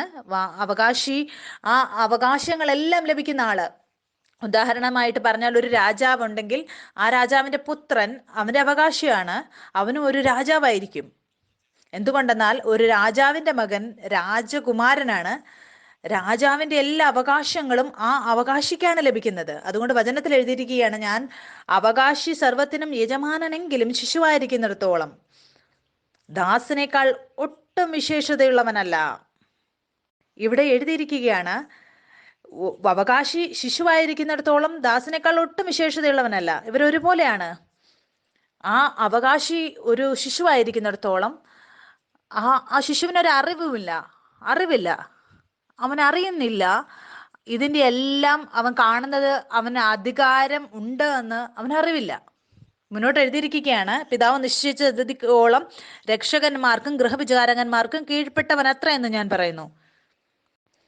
നിങ്ങൾക്കറിയാമോ, പറഞ്ഞിരിക്കുകയാണ്, പിതാവിന് ഒരു സമയമുണ്ട്. ആ സമയത്തെ പിതാവ് അളക്കുമ്പോൾ ആ സമയം ദിവസം, മാസം, വർഷം അങ്ങനെയല്ല അവൻ അളക്കുന്നത്. അവൻ സമയം അളക്കുന്നത് ആ വിത്തിന്റെ വളർച്ചയെ നോക്കിയാണ്. നിങ്ങൾ ആഗ്രഹിക്കുകയാണ് വചനം നിങ്ങളുടെ ജീവിതത്തിൽ ഇപ്പോൾ മുളയ്ക്കണമെന്ന്. അപ്പോൾ പരിശുദ്ധാത്മാവിനെ സമർപ്പിക്കുക. നിങ്ങൾ പരിശുദ്ധാത്മാവിന് അനുവാദം നൽകുമ്പോൾ നിങ്ങൾക്ക് കാണാൻ സാധിക്കും, ആ കാട്ട് വിത്തുകൾ ഈ ലോകത്ത് നിന്ന് നിങ്ങളുടെ ഉള്ളിൽ വിതച്ചതെല്ലാം എങ്ങനെയാണ് പരിശുദ്ധാത്മാവ് നിങ്ങളെ അത് എടുത്തു കളയാൻ സഹായിക്കുന്നതെന്ന് മുന്നോട്ട് വായിക്കാൻ. പിതാവ് നിശ്ചയിച്ച അവധിയോളം രക്ഷകന്മാർക്കും ഗൃഹവിചാരകന്മാർക്കും കീഴ്പ്പെട്ടവൻ അത്രയെന്ന് ഞാൻ പറയുന്നു. അതുപോലെ നാം ശിശുക്കളായിരുന്നപ്പോൾ ലോകത്തിന്റെ ആദ്യ പാഠങ്ങളിൻ കീഴ് അടിമപ്പെട്ടിരുന്നു. എന്നാൽ കാലസമ്പൂർണ്ണത, ഇവിടെ വചനം പറയുകയാണ്, ശിശു ആരായിരുന്നു? ലോകത്തിന്റെ ആദ്യ പാഠങ്ങളിൻ കീഴ് അടിമപ്പെട്ടിരുന്നു. മുന്നോട്ട് എഴുതിയിരിക്കുകയാണ്, എന്നാൽ കാലസമ്പൂർണത വന്നപ്പോൾ ദൈവം തന്റെ പുത്രനെ സ്ത്രീയിൽ നിന്ന് ജനിച്ചവനായി ന്യായപ്രമാണത്തിന് കീഴ് ജനിച്ചവനായി അയച്ചത് അവൻ ന്യായപ്രമാണത്തിന് കീഴിലുള്ളവരെ വിലയ്ക്ക് വാങ്ങിയിട്ട് നാം പുത്രത്വം പ്രാപിക്കേണ്ടതിന് തന്നെ. നിങ്ങൾ മക്കളാകൊണ്ട് അബ്ബാ പിതാവേ എന്ന് വിളിക്കുന്ന സ്വപുത്രന്റെ ആത്മാവിനെ ദൈവം നമ്മുടെ ഹൃദയങ്ങളിൽ അയച്ചു. അങ്ങനെ നീ ഇനി ദാസനല്ല, പുത്രനത്രേ. പുത്രനെങ്കിലോ ദൈവഹിതത്താൽ അവകാശിയുമാകുന്നു. നിങ്ങൾക്കറിയാമോ, ദൈവം ഇസ്രയേല്യരെ മിസ്രൈമിന്റെ അടിമത്തത്തിൽ നിന്നും വിടുവിച്ചപ്പോൾ നിങ്ങൾക്കറിയാമോ, ഇത്ര സമയം നടന്നിരുന്നു. ഇസ്രയേല്യർ മിസ്രൈമിന്റെ അടിമത്തത്തിലായിരുന്നു, ദാസത്വത്തിലായിരുന്നു. പിതാവ് അവരെ ആ വാഗ്ദത്തം ചെയ്ത സ്ഥലം കാണിച്ചപ്പോൾ അവർക്ക് വിശ്വസിക്കാൻ സാധിച്ചില്ല. അവർക്ക് അതിനു വേണ്ടി യോഗ്യരാണോ ആ വിശ്വാസത്തിന്റെ സ്ഥലം പ്രാപിക്കാൻ വേണ്ടി? യോശുവയും കാലേബും മാത്രമാണ് അവിടെ പ്രവേശിച്ചത്. രണ്ടുപേര് മാത്രം വിശ്വസിച്ചവർ. എൻ്റെ ദൈവം നല്ലവനാണ്, എനിക്കത് തരാൻ വേണ്ടി അവൻ നല്ലവനാണ്. ആ രണ്ട് ആൾക്കാരിലൂടെ മാത്രമാണ് അവരുടെ വംശത്തിന് ആ സ്ഥലം ലഭിക്കുവാനിടയായത്. ഒരു പ്രശ്നമുണ്ട്. എന്തുകൊണ്ടാണ് ചില ആളുകൾ ആ വാഗ്ദത്തം ചെയ്ത ഭൂമി അവകാശത്തെ പ്രാപിക്കാൻ സാധിക്കാഞ്ഞത്? എന്തുകൊണ്ടാണ് ചില ആളുകൾ അവരുടെ മനസ്സിൽ ആ ദാസത്വത്തിന്റെ ആ ചിന്തയിൽ ബന്ധിക്കപ്പെട്ടിരുന്നു? ദൈവം അങ്ങനെയുള്ള ആ ദാസത്വത്തിന്റെ ഭയത്തിന്റെ വിത്തിനെ നമ്മുടെ ഉള്ളിൽ നിന്ന് നീക്കി പുത്രന്റെ തിരിച്ചറിവ് നമ്മുടെ ഉള്ളിൽ വിതയ്ക്കുകയാണ്. നിങ്ങൾക്കറിയാമോ, എല്ലാ വസ്തുക്കളും നിങ്ങൾ വരുന്നത് നിങ്ങളുടെ മുന്നിൽ മുട്ടുമടക്കും. എന്തുകൊണ്ടെന്നാൽ അതെല്ലാം നിങ്ങളുടെ അകത്ത് വസിക്കുന്ന ആളെ കാണുകയാണ്. അവർ അറിയുകയാണ് അവൻ ദൈവത്തിന്റെ പുത്രനാണ്. സാത്താൻ ഇതാണ് നിങ്ങളെ ആ തിരിച്ചറിവിൽ നിന്ന് പുറത്തു കൊണ്ടുവരാനാണ് ശ്രമിക്കുന്നത്. അതുകൊണ്ട് എല്ലാ യുദ്ധവും നമ്മുടെ ചിന്തകളിലാണ്. ചിലപ്പോൾ എന്തെങ്കിലും രോഗം നമ്മുടെ ശരീരത്തിലേക്ക് വന്നാൽ പലപ്പോഴും നമ്മൾ അതിനെ സ്വീകരിക്കാറാണ് ഉള്ളത്. എന്തുകൊണ്ടെന്നാൽ നമ്മൾ അങ്ങനെ ഒരു മേഖലയിൽ നിന്നാണ് പുറപ്പെട്ടു വന്നത്. ആ മേഖലയിൽ ഇത് സാധാരണമാണ്. പക്ഷെ നമ്മൾ പഠിക്കുന്നത് പരിശുദ്ധാത്മാവിലൂടെ എങ്ങനെയാണ് നമ്മുടെ ചിന്തകളെ അങ്ങനെയുള്ള കാര്യങ്ങൾ ഗ്രഹിക്കാതിരിക്കുന്നതെന്ന്. ചിലപ്പോൾ നമ്മൾ ആ വിചാരങ്ങളിൽ വീണുപോയാലും പക്ഷെ പിതാവായ ദൈവം അവിടെയും നമ്മൾക്ക് വേണ്ടിയുണ്ട്. അവൻ നമ്മളെ സൗഖ്യമാക്കും. പക്ഷെ ഞാൻ നിങ്ങളെ അങ്ങനെ ഒരു സ്ഥാനം കാണിക്കാൻ ആഗ്രഹിക്കുകയാണ്, അവിടെ ഒന്നും നിങ്ങളെ വീണ്ടും തൊടാൻ സാധിക്കയില്ലാത്തത്. അതിനുവേണ്ടി നമ്മൾക്ക് ദൈവത്തിന്റെ പുത്രന്മാരെന്നുള്ള തിരിച്ചറിവിൽ പരിപൂർണരാകണം. വചനത്തിൽ പറഞ്ഞിരിക്കുന്നത് പോലെ ഇനി നിങ്ങൾ ദാസരല്ല, പുത്രനാണ്. പുത്രനാണെങ്കിലോ ദൈവഹിതത്താൽ അവകാശിയുമാകുന്നു. അതിന്റെ അർത്ഥം എന്താണ്? എല്ലാ ചിന്തകളും നമ്മുടെ ഹൃദയത്തിൽ തുടങ്ങുന്നത് അതിനെ നമ്മൾ വീഴിച്ചു കളയണം. എന്നിട്ട് പറയണം, നാം പുത്രനാണ്, എനിക്കൊരു സ്വർഗീയ പിതാവുണ്ട്. അപ്പോൾ നമ്മൾ അവിടെ അവകാശത്തെ പ്രാപിക്കും. ഒരു സമയമുണ്ടായിരുന്നു, ഞാൻ 3 ദിവസം ഉപവാസമായിരുന്നു, ദൈവത്തോട് ഒരു വെളിപ്പാട് ചോദിക്കുകയായിരുന്നു. ഇത് 2009 കാര്യമാണ്. ഈ വെളിപ്പാട് എനിക്ക് നൽകിയത്, എന്തിൻ്റെയെങ്കിലും നിങ്ങൾ ദാസനാണ് എങ്കിൽ അത് അത് നിങ്ങൾക്ക് ദൈവത്തിൽ നിന്നല്ല ലഭിച്ചത്. നിങ്ങൾക്ക് നിങ്ങളുടെ ജീവിതത്തെ നോക്കുക. എന്തിൻ്റെയാണ് നിങ്ങൾ ദാസനായിരിക്കുന്നത്? നമ്മുടെ ചിന്തകളുടെയാണോ നമ്മൾ ദാസനായിരിക്കുന്നത്? എങ്ങനെയാണ് അത് നമ്മളെ ഭരിക്കുന്നത്? നമ്മുടെ ഏഹ്, തുടക്കം, ഒരു ദിവസത്തിന്റെ തുടക്കം എന്റെ ചിന്തകളെ നോക്കിയാണ് ഇന്ന് എങ്ങനെയാണ് എനിക്ക് തോന്നുന്നതെന്ന് അങ്ങനെയാണെങ്കിൽ ഞാൻ അതിനെ പിതാവിന് കൊടുക്കുകയാണ്. നമ്മൾ ആരുടെ ദാസൻ എങ്ങനെയാണ് ആവുന്നത്? അത് നമ്മുടെ മേൽ ഭരിക്കാനായിട്ട് അനുവദിക്കുമ്പോഴാണ്. കാര്യങ്ങൾ നമ്മുടെ തിരിച്ചറിവിലൂടെ അതിനോട് പറയാം, ഞാൻ പുത്രനാണ് എന്ന് പറയുമ്പോൾ, നമ്മുടെ മോളിൽ അതിനെ ഭരിക്കാൻ ഭാരമാകാൻ അനുവദിക്കാതിരിക്കുമ്പോൾ. മുന്നോട്ട് നമുക്ക് വായിക്കാം. റോമർ 6:15 ഇവിടെ എഴുതിയിരിക്കുകയാണ്, എന്നാൽ എന്താ, ന്യായപ്രമാണത്തിനല്ല കൃപയ്ക്ക് എത്ര അധീനരാക്കിയാൽ നാം പാപം ചെയ്യുക എന്നോ ഒരു നാളും വരുത്. നിങ്ങൾ ദാസന്മാരായി അനുസരിപ്പാൻ നിങ്ങളെ തന്നെ സമർപ്പിക്കുകയും നിങ്ങൾ അനുസരിച്ചു പോരുകയും ചെയ്യുന്നവന് ദാസന്മാരാകുന്നു എന്ന് അറിയുന്നില്ലയോ? ഒന്നുകിൽ മരണത്തിനായി പാപത്തിന്റെ ദാസന്മാർ, അല്ലെങ്കിൽ നീതിക്കായി അനുസരണത്തിന്റെ ദാസന്മാർ തന്നെ. എന്നാൽ നിങ്ങൾ പാപത്തിന്റെ ദാസന്മാർ ആയിരുന്നുവെങ്കിലും നിങ്ങളെ പഠിപ്പിച്ച ഉപദേശ രൂപത്തെ ഹൃദയപൂർവ്വം അനുസരിച്ച് പാപത്തിൽ നിന്ന് സ്വാതന്ത്ര്യം ലഭിച്ച് നീതിക്ക് ദാസന്മാരായി തീർന്നതുകൊണ്ട് ദൈവത്തിന് സ്തോത്രം. നിങ്ങൾ ചിന്തിച്ചു നോക്കുക. നിങ്ങൾ പിന്നെ സാത്താന്റെ ശബ്ദം കേട്ടിട്ട് അവന്റെ ദാസനാവുകയാണെങ്കിൽ അതിന്റെ ഫലം എന്ന് പറയുന്നത്, വചനം പറയുകയാണ്, തീർച്ചയായും അത് മരണമായിരിക്കും. പക്ഷെ നമ്മൾ ദൈവത്തിന്റെ ശബ്ദം കേട്ട് അതനുസരിക്കുകയാണെങ്കിൽ നല്ല ഇടയൻ അവൻ നമ്മെ ആ നീതി മാർഗങ്ങളിൽ അവൻ നമ്മളെ കൊണ്ടുപോകും. ഈ അനുസരണം ദൈവത്തിന് മുമ്പിൽ നല്ലതാവാൻ വേണ്ടിയല്ല. ഈ അനുസരണം ഇതിനു വേണ്ടിയാണ്. നമുക്കറിയാം, നമ്മൾ അവന്റെ പൂർത്തീകരിക്കപ്പെട്ട കാര്യത്തിൽ ഇപ്പോൾ ജീവിക്കുന്നവരാണ്. എന്തുകൊണ്ടെന്നാൽ ഇപ്പോൾ എല്ലാ കാര്യങ്ങളും നിങ്ങൾ നിങ്ങളുടെ ജീവിതത്തിൽ പ്രാപിക്കുന്നത് നിങ്ങളുടെ പ്രവൃത്തി കൊണ്ടല്ല, പക്ഷേ അത് യേശു ക്രിസ്തുവിന്റെ രക്തത്തിലൂടെയാണ്. അതുകൊണ്ടാണ് ഞാൻ പറയുന്നത്, നമ്മൾ ശരീരത്തിൽ ചിലപ്പോൾ തെറ്റുണ്ടാവാം. നമ്മുടെ ശരീരത്തിൽ, നിങ്ങളുടെ ശരീരത്തെ കാണിച്ചിട്ട് അവൻ ദോഷം പറയും, നോക്ക് നിങ്ങളുടെ ശരീരത്തിൽ ഇപ്പോഴും പാപത്തിന്റെ സ്വഭാവമുണ്ട്. പിന്നെ നിങ്ങളുടെ തിരിച്ചറിവ് നിങ്ങളുടെ ശരീരത്തിൽ നിന്നും മാറ്റാൻ നിങ്ങൾക്ക് സാധിക്കും. ആത്മാവിന്റെ തിരിച്ചറിവ്, നമ്മൾ ദൈവത്തിന്റെ പുത്രന്മാരാണ്. പിന്നെ നിങ്ങൾ ആ ശരീരത്തിന്റെ പ്രവർത്തികളുടെ മുകളിൽ നിങ്ങൾക്ക് അധികാരം നടത്താൻ സാധിക്കും. എന്തുകൊണ്ടെന്നാൽ എനിക്കറിയാം, ആ പ്രവർത്തികളിലൂടെ അതിന്റെ ഫലം മരണം മാത്രമായിരിക്കും. അതുകൊണ്ട് നമ്മൾക്ക് ഉണരേണ്ടത് വളരെ ആവശ്യമാണ്. നമ്മുടെ തിരിച്ചറിവ് യേശു ക്രിസ്തുവിന്റെ രക്തത്തിലൂടെയാണ് നമ്മൾക്ക് ലഭിക്കുന്നത്. ദൈവത്തിൽ നിന്ന് ജനിച്ചത് കൊണ്ട് നമുക്ക് ഒരു ദോഷവും നമ്മുടെ വിവേകത്തിൽ, നമ്മുടെ പ്രാണനിൽ വരാൻ സമ്മതിക്കുകയില്ല. നമ്മൾ അങ്ങനെ ചെയ്യുമ്പോൾ നമുക്ക് കാണാൻ സാധിക്കും അവന്റെ അവകാശങ്ങളെല്ലാം നമുക്ക് ലഭിക്കുന്നത്. എന്തെങ്കിലും ദോഷത്തിന്റെ ചിന്തകൾ നമ്മുടെ മനസ്സിലേക്ക് വരുമ്പോൾ നമ്മൾ അതിനെ വീഴ്ച കളയാൻ നമുക്ക് സാധിക്കും. എന്തുകൊണ്ടെന്ന് നമുക്കറിയാം, നമ്മൾ അതിൽ വിജയിക്കാൻ വേണ്ടിയുള്ളവരാണ്. ഏറ്റവും പ്രധാനപ്പെട്ട തിരിച്ചറിവ് ഇതാണ്, ഞാൻ അവന്റെ പുത്രനാണ്, എൻ്റെ പ്രവൃത്തി കൊണ്ടല്ല, അവന്റെ രക്തത്തിലൂടെ. എൻ്റെ യോഗ്യത ഇതുകൊണ്ട് മാത്രമാണ് വരുന്നത്. എൻ്റെ ശരീരത്തിൽ ഉണ്ടായിരുന്ന ദോഷങ്ങളെല്ലാം യേശു അവൻ്റെ ശരീരത്തിലെടുത്തു. ഇത് ഇന്നലത്തെ കാര്യമാണ്. ഞാൻ രാത്രിയിൽ എൻ്റെ കട്ടിൽ കിടന്നപ്പോൾ വളരെയധികം ചിന്തകൾ, വിചാരങ്ങൾ എൻ്റെ മനസ്സിലേക്ക് കടന്നു വന്നുകൊണ്ടിരുന്നു. വളരെ ചിന്തകൾ എൻ്റെ മനസ്സിൽ, എൻ്റെ സങ്കല്പങ്ങളിൽ എൻ്റെ മേൽ ഭാരപ്പെടുത്തിക്കൊണ്ടിരുന്നു. ഞാൻ ആ ചിന്തകളെ, ആ വിചാരങ്ങളെ എൻ്റെ മുകളിൽ ഭരിക്കാൻ അനുവദിച്ചില്ല.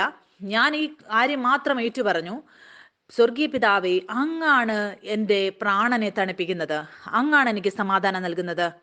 ഞാനത് ഏറ്റുപറയുക മാത്രം ചെയ്തു. യേശു ക്രിസ്തു, ഞാൻ അങ്ങയുടെ രക്തത്തെ എൻ്റെ പ്രാണനിലും എൻ്റെ മനസ്സിലും എൻ്റെ ചിന്തകളിലും ഞാൻ തളിക്കുകയാണ്. പരിശുദ്ധാത്മാവെ, അങ്ങനെ സഹായിക്കുക എൻ്റെ പ്രാണനിൽ തണുപ്പ് കൊണ്ടുവരുവാൻ, എനിക്ക് സമാധാനം നൽകുവാൻ. ആ ചിന്തകളെ എല്ലാം ഞാൻ എൻ്റെ ദാസനാക്കുകയാണ്. എന്തുകൊണ്ടെന്നാൽ ഞാനിപ്പോൾ ദൈവത്തിൻ്റെ പുത്രനാണ്. പിന്നെ അവിടെ ഞാൻ പരിശുദ്ധാത്മാവിന്റെ പ്രവൃത്തി എൻ്റെ ജീവിതത്തിൽ പൂർത്തിയാകുന്ന കണ്ടു. ഞാൻ നിങ്ങളെ ഉത്സാഹിപ്പിക്കാൻ ആഗ്രഹിക്കുകയാണ് ഇന്ന് ഇത് പഠിപ്പിക്കാൻ വേണ്ടി. ആ എല്ലാ കാര്യങ്ങളും നിങ്ങളുടെ ജീവിതത്തിൽ പൂർത്തീകരിക്കുന്നത് ആ ചിന്തയിലൂടെ ആയിരിക്കും. ഞാൻ പറയുന്നത്, എനിക്കൊരു സ്വർഗീയ പിതാവുണ്ട്. എന്തുകൊണ്ട്? എല്ലാ ചിന്തകളും പ്രശ്നങ്ങളും നിങ്ങളുടെ പ്രാണനിൽ, മനസ്സിൽ എന്നെ ഭരിച്ചപ്പോൾ ഞാൻ ഈ കാര്യം മാത്രമാണ് പറഞ്ഞു, യേശുവേ, ഞാൻ അങ്ങയുടെ രക്തത്തെ എൻ്റെ പ്രാണനിൽ, എൻ്റെ മനസ്സിൽ തളിക്കുകയാണ്. നീയാണ് എനിക്ക് സമാധാനം നൽകുന്നത്. ആ സമയത്ത് എനിക്ക് അവൻ്റെ സമാധാനം എൻ്റെ മനസ്സിൽ സ്വീകരിക്കാൻ എനിക്ക് സാധിച്ചു. പിന്നെ ആ ചിന്തകൾ, ആ വിചാരങ്ങൾ യേശുക്രിസ്തുവിൽ നിന്നുള്ളത് എൻ്റെ മനസ്സിലേക്ക് വന്നു. അതിൻ്റെ പിന്നെ എല്ലാ ചിന്തകളുടെയും വിപരീതമായി എൻ്റെ തിരിച്ചറിവിനെ കുറിച്ചുള്ളത് ഞാൻ പ്രഖ്യാപിക്കാൻ തുടങ്ങി.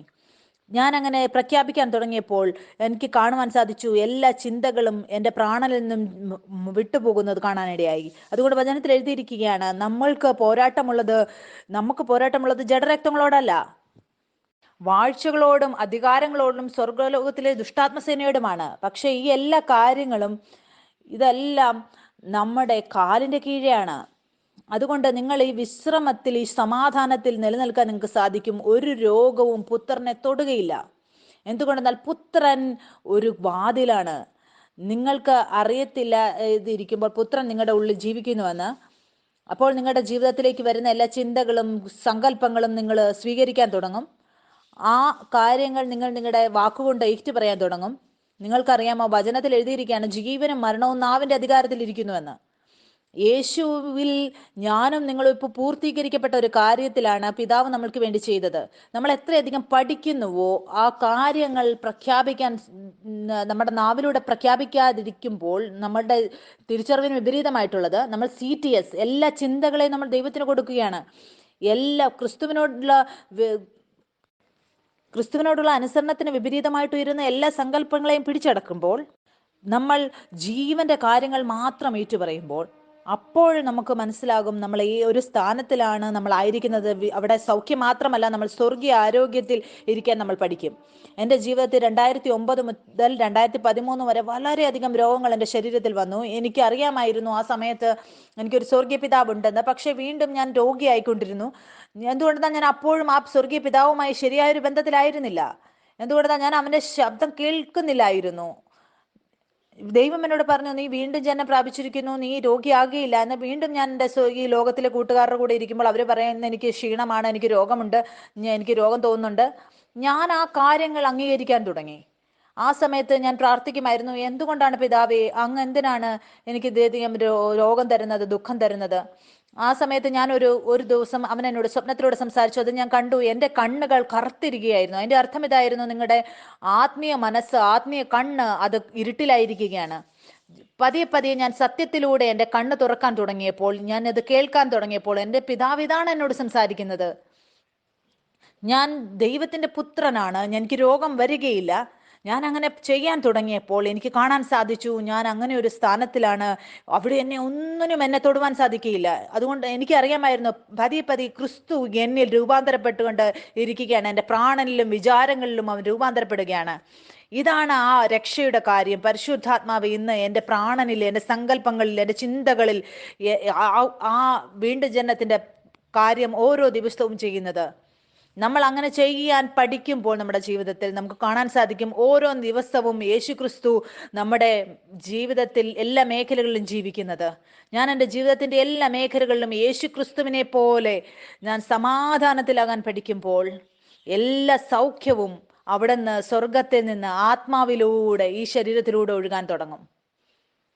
അതിനു മുമ്പ് നമ്മൾ മുന്നോട്ട് പോകുന്നതിന് മുമ്പ് ഞാനൊരു വചനം വായിക്കാൻ ആഗ്രഹിക്കുകയാണ്. ശരീരത്തിൻ്റെ വിളക്കിനെ കുറിച്ച് മത്തായി 6:22 എഴുതിയിരിക്കുകയാണ്, ശരീരത്തിന്റെ വിളക്ക് കണ്ണാകുന്നു. കണ്ണ് ചൊവ്വുള്ളതെങ്കിൽ നിന്റെ ശരീരം മുഴുവനും പ്രകാശിതമായിരിക്കും. കണ്ണ് കേടുള്ളതെങ്കിലോ നിന്റെ ശരീരം മുഴുവനും ഇരുണ്ടതായിരിക്കും. എന്നാൽ നിന്നിലുള്ള വെളിച്ചം ഇരുട്ടായാൽ ഇരുട്ടെത്ര വലിയത്. ഇവിടെ എഴുതിയിരിക്കുകയാണ്, ശരീരത്തിന്റെ വിളക്ക് കണ്ണാണ്. നമ്മുടെ കണ്ണ് ചൊവ്വുള്ളതാണെങ്കിൽ നമ്മുടെ ശരീരം മുഴുവൻ പ്രകാശിതമായിരിക്കും. നിങ്ങൾക്കറിയാം, ഓർമ്മയുണ്ടോ, ഞാൻ പറഞ്ഞു എൻ്റെ സ്വപ്നത്തിൽ എൻ്റെ കണ്ണ് മുഴുവൻ കറുത്തതായിട്ടായിരുന്നു. വചനത്തിൽ എഴുതിയിരിക്കുകയാണ്, വെളിച്ചം ഇരുട്ടായാൽ ഇരുട്ടെത്ര വലിയത്. ആ ഇരുട്ട് എവിടെയാണ് ഇരിക്കുന്നു? നമ്മുടെ ശരീരത്തിലാണ്. ഞാനും രോഗിയായിരുന്നപ്പോൾ എൻ്റെ ശരീരത്തിലായിരുന്നു രോഗിയായിരുന്നത്. അതിൻ്റെ അർത്ഥം ഞാൻ ഹീബ്രുവിൽ നോക്കിയപ്പോൾ എനിക്ക് കാണാൻ സാധിച്ചു, ശരീരത്തിൻ്റെ കണ്ണ് വിളക്കെന്ന് പറയുന്ന കണ്ണാണ്. ഇത് നമ്മുടെ ശരീരത്തിൻ്റെ കണ്ണല്ല, ആത്മീയ കണ്ണിനെ കുറിച്ചാണ് എഴുതിയിരിക്കുന്നത്. അതേ കണ്ണായിരുന്നു പാപം ചെയ്യുന്നതിന് മുമ്പ് ആദമിനുണ്ടായിരുന്നത്. അതുകൊണ്ട് വചനത്തിൽ എഴുതിയിരിക്കുകയാണ്, ശരീരത്തിന്റെ വിളക്ക് കണ്ണാണ്. നമ്മുടെ കണ്ണ് ചൊവ്വുള്ളതാണെങ്കിൽ ആ ചൊവ്വുള്ളതിന്റെ അർത്ഥം എന്ന് പറയുന്നത് ഒന്ന് എന്നാണ്. അത് ഒരു കേന്ദ്രീയമായിട്ടുള്ളതാണ്, അത് ഭ്രമമായിട്ടുള്ള ഒന്നല്ല. അപ്പോൾ നിങ്ങളുടെ ശരീരം മുഴുവൻ പ്രകാശമുള്ളതായിരിക്കും. നിങ്ങളുടെ മനസ്സ് രണ്ടായിരുന്നാൽ, സ്വർഗീയ പിതാവിനെ കുറിച്ച് പറയുന്നത് എന്താണ്, ലോകം എന്താണ് പറയുന്നത്? അപ്പോൾ അവിടെ ഇരുട്ടാണ്. അതുകൊണ്ട് വെളിച്ചം എൻ്റെ തിരിച്ചറിവ് വിപരീതമായിട്ടുള്ളത്, അത് എൻ്റെ തിരിച്ചറിവിനെ കുറിച്ചുള്ളത്. അതുകൊണ്ടാണ് എൻ്റെ ഉള്ളിലൂടെ ഒഴുകാതിരുന്നത്. അതുകൊണ്ട് വചനത്തിലും എഴുതിയിരിക്കുകയാണ്, നിങ്ങളുടെ ഹൃദയത്തിന്റെ കണ്ണ് തുറക്കുമ്പോൾ, നിങ്ങളുടെ ഹൃദയത്തിന്റെ കണ്ണ് തുറക്കുക എന്നുള്ളതിന്റെ അർത്ഥം ഇതാണ്, നമ്മൾ നമ്മുടെ ചിന്തയെ ഒന്നാക്കുമ്പോൾ, അതിനെ ഒരു വചനത്തിനനുസരിച്ച് കേന്ദ്രീയമാക്കുമ്പോൾ. ഇപ്പൊ ഞാൻ ലോകത്തിന്റെ കാര്യങ്ങളെ അല്ല ഗ്രഹിക്കുന്നത്, ഞാൻ എൻ്റെ പിതാവിൽ നിന്നും എന്നെക്കുറിച്ചുള്ളതിൽ മാത്രം വിശ്വസിക്കുമ്പോൾ, അപ്പോൾ ഞാൻ ആഗ്രഹിക്കുകയാണ്, നമ്മൾ പിതാവുമായ ഒരു ബന്ധത്തിലാണ് നമ്മൾ പറയുക, നമ്മൾ ചിന്തിച്ചു നോക്കുക, ആ സ്ഥലത്ത് അവകാശം പ്രാപിക്കാൻ വേണ്ടി നമ്മൾ പിതാവിന്റെ ശബ്ദമാണോ കേൾക്കുന്നത്, അതോ ലോകത്തിന്റെ ശബ്ദമാണോ കേൾക്കുന്നത്? നമ്മൾ തിരഞ്ഞെടുക്കുമ്പോൾ പിതാവിന്റെ ശബ്ദം കേൾക്കാൻ വേണ്ടി നമ്മൾ അതിൽ കേന്ദ്രീയമാകുമ്പോൾ, നമ്മുടെ മനസ്സ് ഒന്നാകുമ്പോൾ, വചനം പറയുകയാണ്, ശരീരത്തിന്റെ വിളക്ക് കണ്ണാണ്. ആ കണ്ണ് ചൊവ്വുള്ളതെങ്കിൽ, ഒന്നാണെങ്കിൽ നമ്മുടെ ശരീരം മുഴുവൻ പ്രകാശിതമായിരിക്കുമെന്ന്. ഇതേപോലെ നമ്മുടെ അവകാശത്തെ മുഴുവൻ നമുക്ക് പ്രാപിക്കാൻ സാധിക്കും. നമ്മൾ വീണ്ടും ആദ്യം തൊട്ട് തുടങ്ങാം. CTS, cast your care. നമ്മുടെ ചിന്തകൾ ദൈവത്തിലിടുക. ഞാൻ ഇതെല്ലാം പുതിയ നിയമത്തിൽ നിന്നുള്ള വചനങ്ങളാണ് വായിച്ചത്. പ്രധാനപ്പെട്ട കാര്യങ്ങൾ എനിക്ക് അവിടുന്ന് ലഭിച്ചത് ഈ 3 കാര്യങ്ങളെയാണ് പറയുന്നത്. നിങ്ങൾ ദൈവത്തിൽ യേശുക്രിസ്തുവിലൂടെ പുത്രന്മാരായപ്പോൾ പൗലോസ് ഈ 3 കാര്യങ്ങളെ എഴുതുകയാണ്. നിങ്ങൾ നിങ്ങളുടെ ചിന്തകളെ ക്രിസ്തുവിൽ ഇടുക, ദൈവത്തിലിടുക. നിങ്ങൾ ക്രിസ്തുവിനോടുള്ള അനുസരണത്തിന് വിപരീതമായിട്ട് ഉയരുന്ന എല്ലാ ഉയർച്ചകളെയും പിടിച്ചടക്കുക. മൂന്നാമത്, നിങ്ങളുടെ വാക്കുകളിലൂടെ, നിങ്ങളുടെ വചനങ്ങളിലൂടെ നിങ്ങൾ ഏറ്റുപറയുക, അംഗീകരിക്കുക. പിന്നെ എത്രയധികം ആത്മീയ യുദ്ധമുണ്ട് ഈ സ്ഥലത്ത്. നമ്മുടെ വിചാരങ്ങൾ, നമ്മുടെ പ്രാണനിൽ, നമ്മുടെ സങ്കല്പങ്ങളിലാണ്. ഈ എല്ലാ പോരാട്ടവും ഇപ്പോൾ നമ്മുടെ പ്രാണനിൽ, നമ്മുടെ ചിന്തകളിലാണ്. മുന്നോട്ട് നമുക്ക് 25-ാം വചനം മുതൽ വായിക്കാം. അതുകൊണ്ട് ഞാൻ നിങ്ങളോട് പറയുന്നത്, എന്ത് തിന്നും എന്ത് കുടിക്കുമെന്ന് നിങ്ങളുടെ ജീവനായിക്കൊണ്ടും എന്തുടുക്കുമെന്ന് ശരീരത്തിനായിക്കൊണ്ടും വിചാരപ്പെടരുത്. ആഹാരത്തെക്കാൾ ജീവനും ഉടുപ്പിനേക്കാൾ ശരീരവും വലുതല്ലയോ?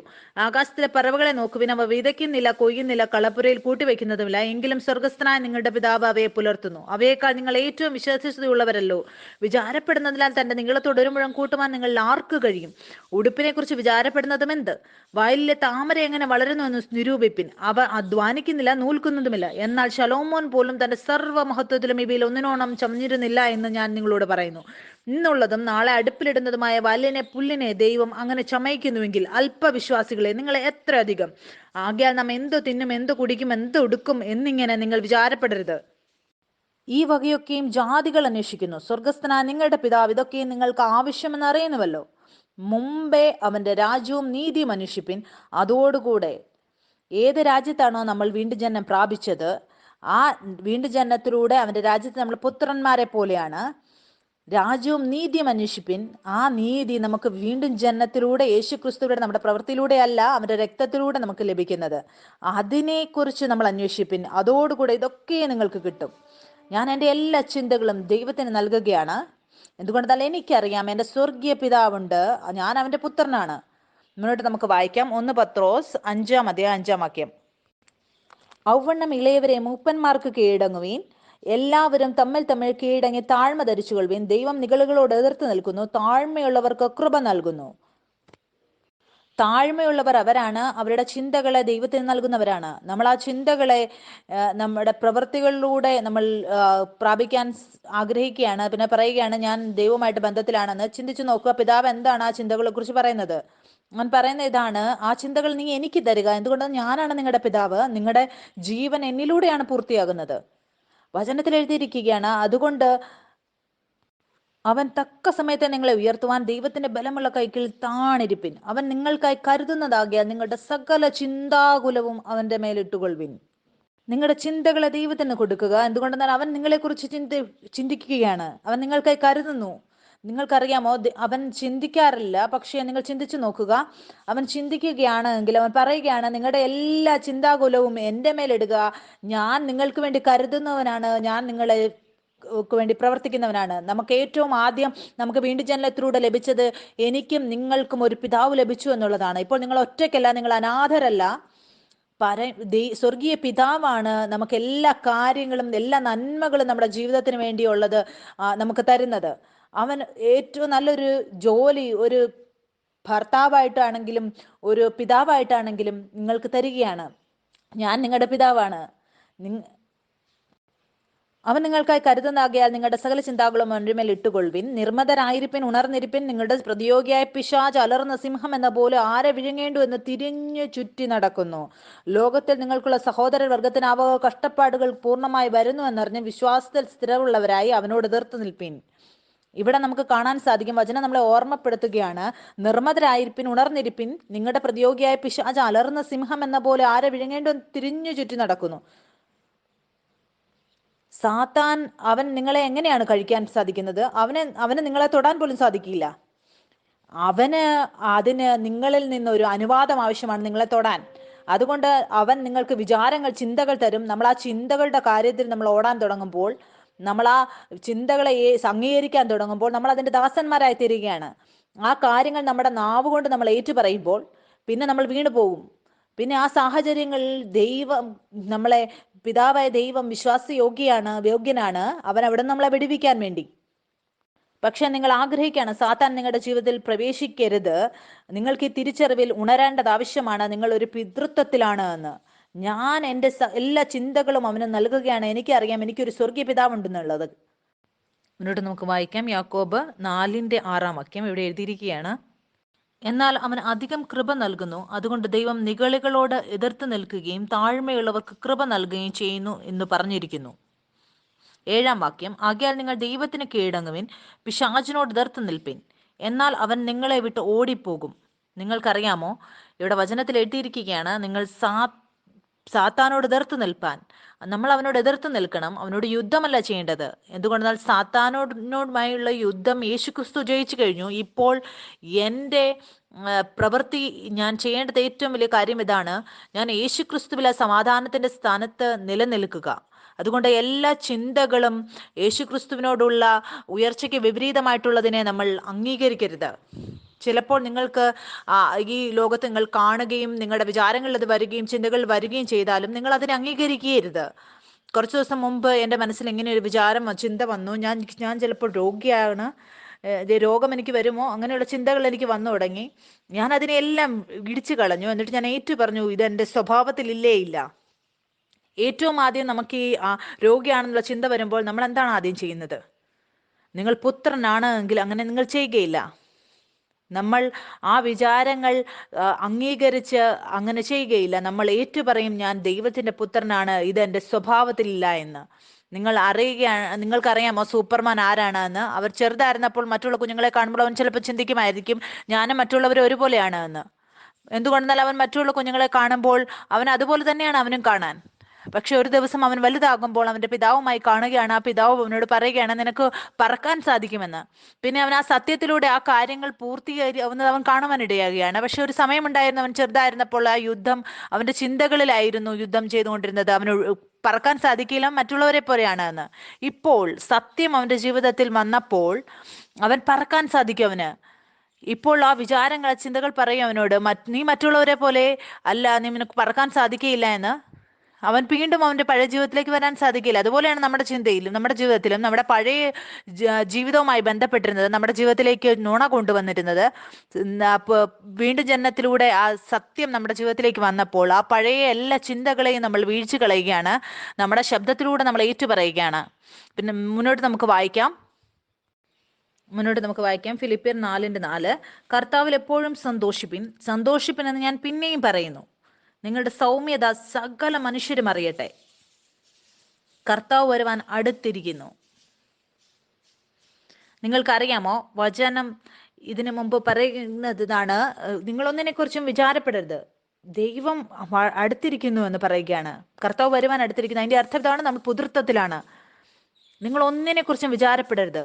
എന്തുകൊണ്ടെന്നാൽ നിങ്ങൾക്കൊരു പിതാവുണ്ട്. എന്തുകൊണ്ടെന്നാൽ നിങ്ങൾക്ക് പിതാവുള്ളത് കൊണ്ട് അങ്ങനെയുള്ള എല്ലാ ചിന്തകളെയും നിങ്ങൾ വീഴ്ച കളയുക. എന്തുകൊണ്ടെന്നാൽ ഞാനും നിങ്ങളും പിതൃത്വത്തിലാണ്. അതുകൊണ്ട് നമുക്ക് ചിന്തിക്കേണ്ട ആവശ്യമില്ല. മറ്റുള്ളവർക്ക് ചിന്തിക്കേണ്ട ആവശ്യമുണ്ട്. എന്തുകൊണ്ടെന്നാൽ അവർക്ക് നമ്മളെപ്പോലെ പിതാവില്ല. അവർക്ക് രോഗമുണ്ടാകാം, പക്ഷെ നിങ്ങൾ രോഗിയാകുകയില്ല. എന്തുകൊണ്ടാൽ നിങ്ങൾക്ക് പിതാവുണ്ട്. എന്തുകൊണ്ടെന്നാൽ നമ്മൾ ദൈവത്തിൽ നിന്നും ജനിച്ചിരിക്കുന്നവരാണ്. നമ്മുടെ സ്വഭാവവും ദൈവത്തെ പോലെയാണ്. മുന്നോട്ട് എഴുതിയിരിക്കുകയാണ്, കർത്താവ് വരുവാൻ അടുത്തിരിക്കുന്നു. ഒന്നിനെക്കുറിച്ചും വിചാരപ്പെടരുത്. എല്ലാറ്റിലും പ്രാർത്ഥനയാലും അപേക്ഷയാലും നിങ്ങളുടെ ആവശ്യങ്ങൾ സ്തോത്രത്തോടുകൂടെ ദൈവത്തോട് അറിയിക്കുക എത്രയേ വേണ്ടത്. എന്നാൽ സകല ബുദ്ധിയെയും കവിയുന്ന ദൈവ സമാധാനം നിങ്ങളുടെ ഹൃദയങ്ങളെയും നിലവുകളെയും ക്രിസ്തുവേശുവിങ്കൽ കാക്കും. മുന്നോട്ട് നമുക്ക് വചനത്തിൽ നിന്ന് വായിക്കാം. ഒരു പുത്രൻ ഒരു മനസ്സിനും ഒരു ചിന്തയ്ക്കും ഉടമയായിരിക്കും. എന്തുകൊണ്ടെന്നാൽ നിങ്ങൾക്കൊരു സ്വർഗീയ പിതാവുണ്ട്. മത്തായി 6:22 നമ്മൾ വായിച്ചു, ശരീരത്തിന്റെ വിളക്ക് കണ്ണാകുന്നു. കണ്ണു ചുള്ളതെങ്കിൽ നിന്റെ ശരീരം മുഴുവനും പ്രകാശമായിരിക്കും. കണ്ണ് കേടുള്ളതെങ്കിലോ നിന്റെ ശരീരം മുഴുവൻ ഇരുണ്ടതായിരിക്കും. മുന്നോട്ട് എഴുതിയിരിക്കുകയാണ്, 2 യജമാനന്മാരെ സേവിക്കാൻ ആർക്കും കഴിയുകയില്ല. അങ്ങനെ ചെയ്താൽ ഒരുത്തനെ പകച്ച് മറ്റവനെ സ്നേഹിക്കും, അല്ലെങ്കിൽ ഒരുത്തനോട് പറ്റിച്ചേർന്ന് മറ്റവനെ നിരസിക്കും. നിങ്ങൾക്ക് ദൈവത്തെയും മാമോനെയും സേവിപ്പാൻ കഴിയുകയില്ല. ഇവിടെ ദൈവം പറയുകയാണ്, നിങ്ങൾ രണ്ട് കാര്യങ്ങളെ ഒരുമിച്ച് സേവിക്കാൻ സാധിക്കുകയില്ല. എപ്പോഴും നിങ്ങളുടെ മനസ്സിൽ രണ്ട് ചിന്തകൾ എപ്പോഴും പരസ്പരം ഉണ്ടായിരിക്കും. ഞാൻ രോഗിയാണോ? ഞാൻ രോഗിയല്ലയോ? എനിക്ക് ജോലി ചെയ്യേണ്ടതുണ്ടോ? അല്ലെങ്കിൽ എനിക്ക് അതിനുശേഷം എനിക്ക് പണം ഉണ്ടാകുമോ എൻ്റെ കയ്യിൽ? ഈ ചിന്തകളുടെ ഇടയിലുള്ള തിരഞ്ഞെടുപ്പ്, അത് എൻ്റെ തിരിച്ചറിവിൽ നിന്നായിരിക്കും ഞാൻ ദൈവത്തിന്റെ പുത്രനാണോ എന്നുള്ളതിൽ. ഞാൻ ഈ ചിന്തകളെ എടുക്കുകയില്ല. എന്തുകൊണ്ടെന്നാൽ എനിക്ക് സ്വർഗീയ പിതാവുണ്ട്. അവൻ പറയുകയാണ് ഒന്നിനെ കുറിച്ചും വിചാരപ്പെടരുതെന്ന്.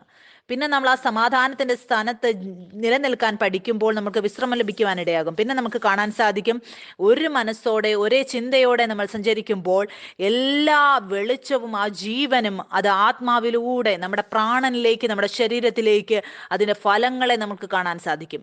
ഒരുപാട് സാക്ഷ്യങ്ങൾ നമ്മൾ സഭയിൽ കേൾക്കാറുണ്ട്. നമ്മൾ കേൾക്കുന്ന സാക്ഷ്യത്തിലൂടെ എല്ലാം ഒരു കാര്യമാണ് നിങ്ങളോട് എനിക്ക് പറയാനുള്ളത്: നിങ്ങൾക്കൊരു സ്വർഗീയ പിതാവുണ്ട്. മുന്നോട്ട് നമുക്ക് വായിക്കാം, യാക്കോബ് 1:5.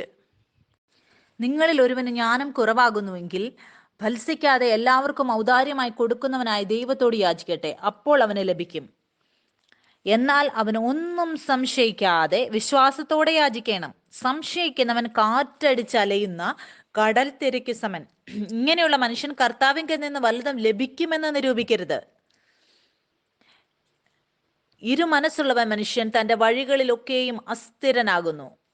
ഈ വചനം നമ്മൾ ആദ്യം വായിച്ചത് യഹോവയുടെ ഇടയനാകുന്നു, എനിക്ക് മുട്ടുണ്ടാകുകയില്ല. അവന്റെ ആത്മാവും എൻ്റെ ആത്മാവിനോട് സാക്ഷ്യം പറയുകയാണ്, ഞാൻ അവന്റെ പുത്രനാണ്, അവന്റെ അവകാശങ്ങളെ എനിക്ക് ലഭിക്കുകയാണ്. അതെപ്പോഴാണ്?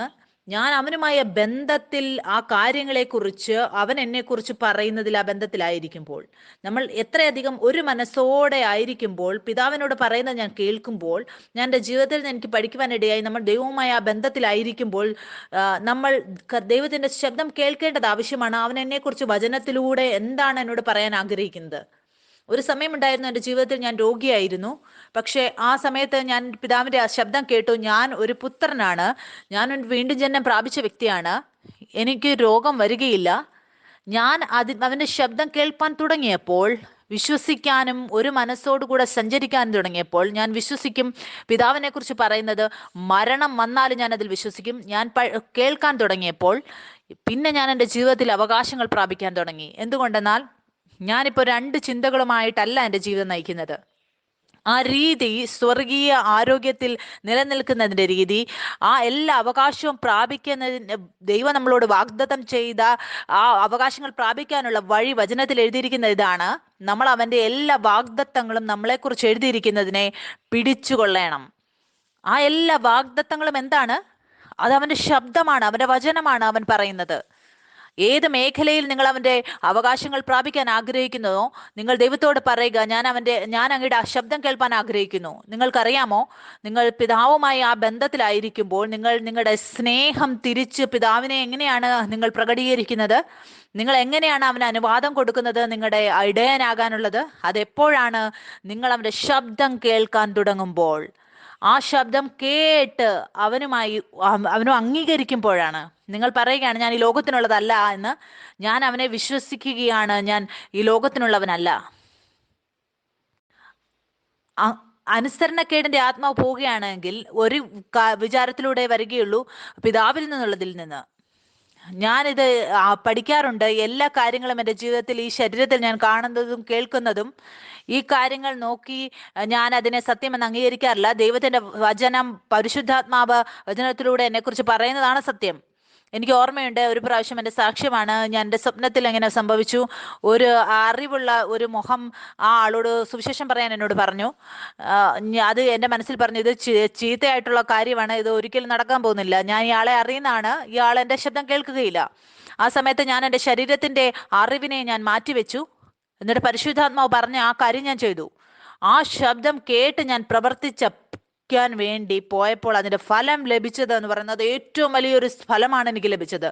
അതെന്തുകൊണ്ടാണ് അത് സംഭവിച്ചത്? ഞാൻ പിതാവിന്റെ ശബ്ദം കേട്ടത് കൊണ്ടാണ്. എത്രയധികം ആളുകൾ പുത്രനായിട്ടുള്ളവരുണ്ടോ, അവർ ആത്മാവിനനുസരിച്ചാണ് സഞ്ചരിക്കുന്നത്. ആത്മാവ്, സ്വർഗീയ പിതാവിന്റെ ആത്മാവ്. ചിലപ്പോൾ സംഭവിക്കാം, നമ്മൾ പിതാവുമായിട്ട് ഒന്നായിരിക്കുന്നുവെങ്കിലും ആ ബന്ധം ലോകവുമായിട്ടും നമ്മൾ ഉണ്ടാക്കിയിട്ടുണ്ടാവും. നിങ്ങൾക്ക് എങ്ങനെ അറിയാൻ സാധിക്കും നിങ്ങൾ പിതാവുമായി ബന്ധത്തിലാണ് എന്ന്? നിങ്ങൾ പിതാവിന്റെ ശബ്ദം കേൾക്കുന്നുവെങ്കിലും അത് അനുസരിക്കുന്നുവെങ്കിലും പിതാവുമായി നിങ്ങൾ ബന്ധത്തിലാണ്.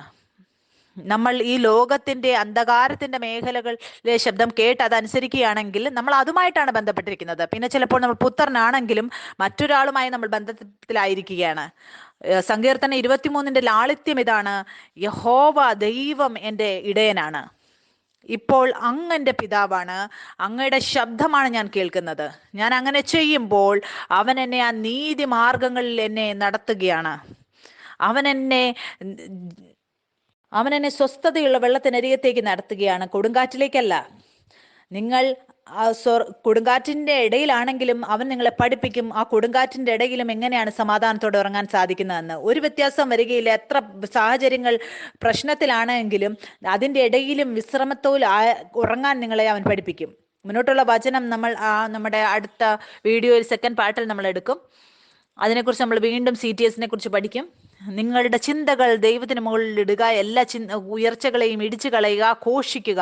നിങ്ങളിതെല്ലാം ചെയ്യാൻ തുടങ്ങുമ്പോൾ എന്തുകൊണ്ടെന്നാൽ അത് ചെയ്യുന്നത് നിങ്ങൾക്കൊരു പിതാവുള്ളതുകൊണ്ടാണ്, നിങ്ങൾ ആ പിതൃത്വത്തിലായതുകൊണ്ടാണ്. നിങ്ങൾ ഈ അറിവിലല്ല എങ്കിൽ നിങ്ങൾക്ക് പിതാവുണ്ടെന്നുള്ളതിൽ, അപ്പോൾ നിങ്ങൾക്ക് ഇതൊരു ഭാരമായി തോന്നും.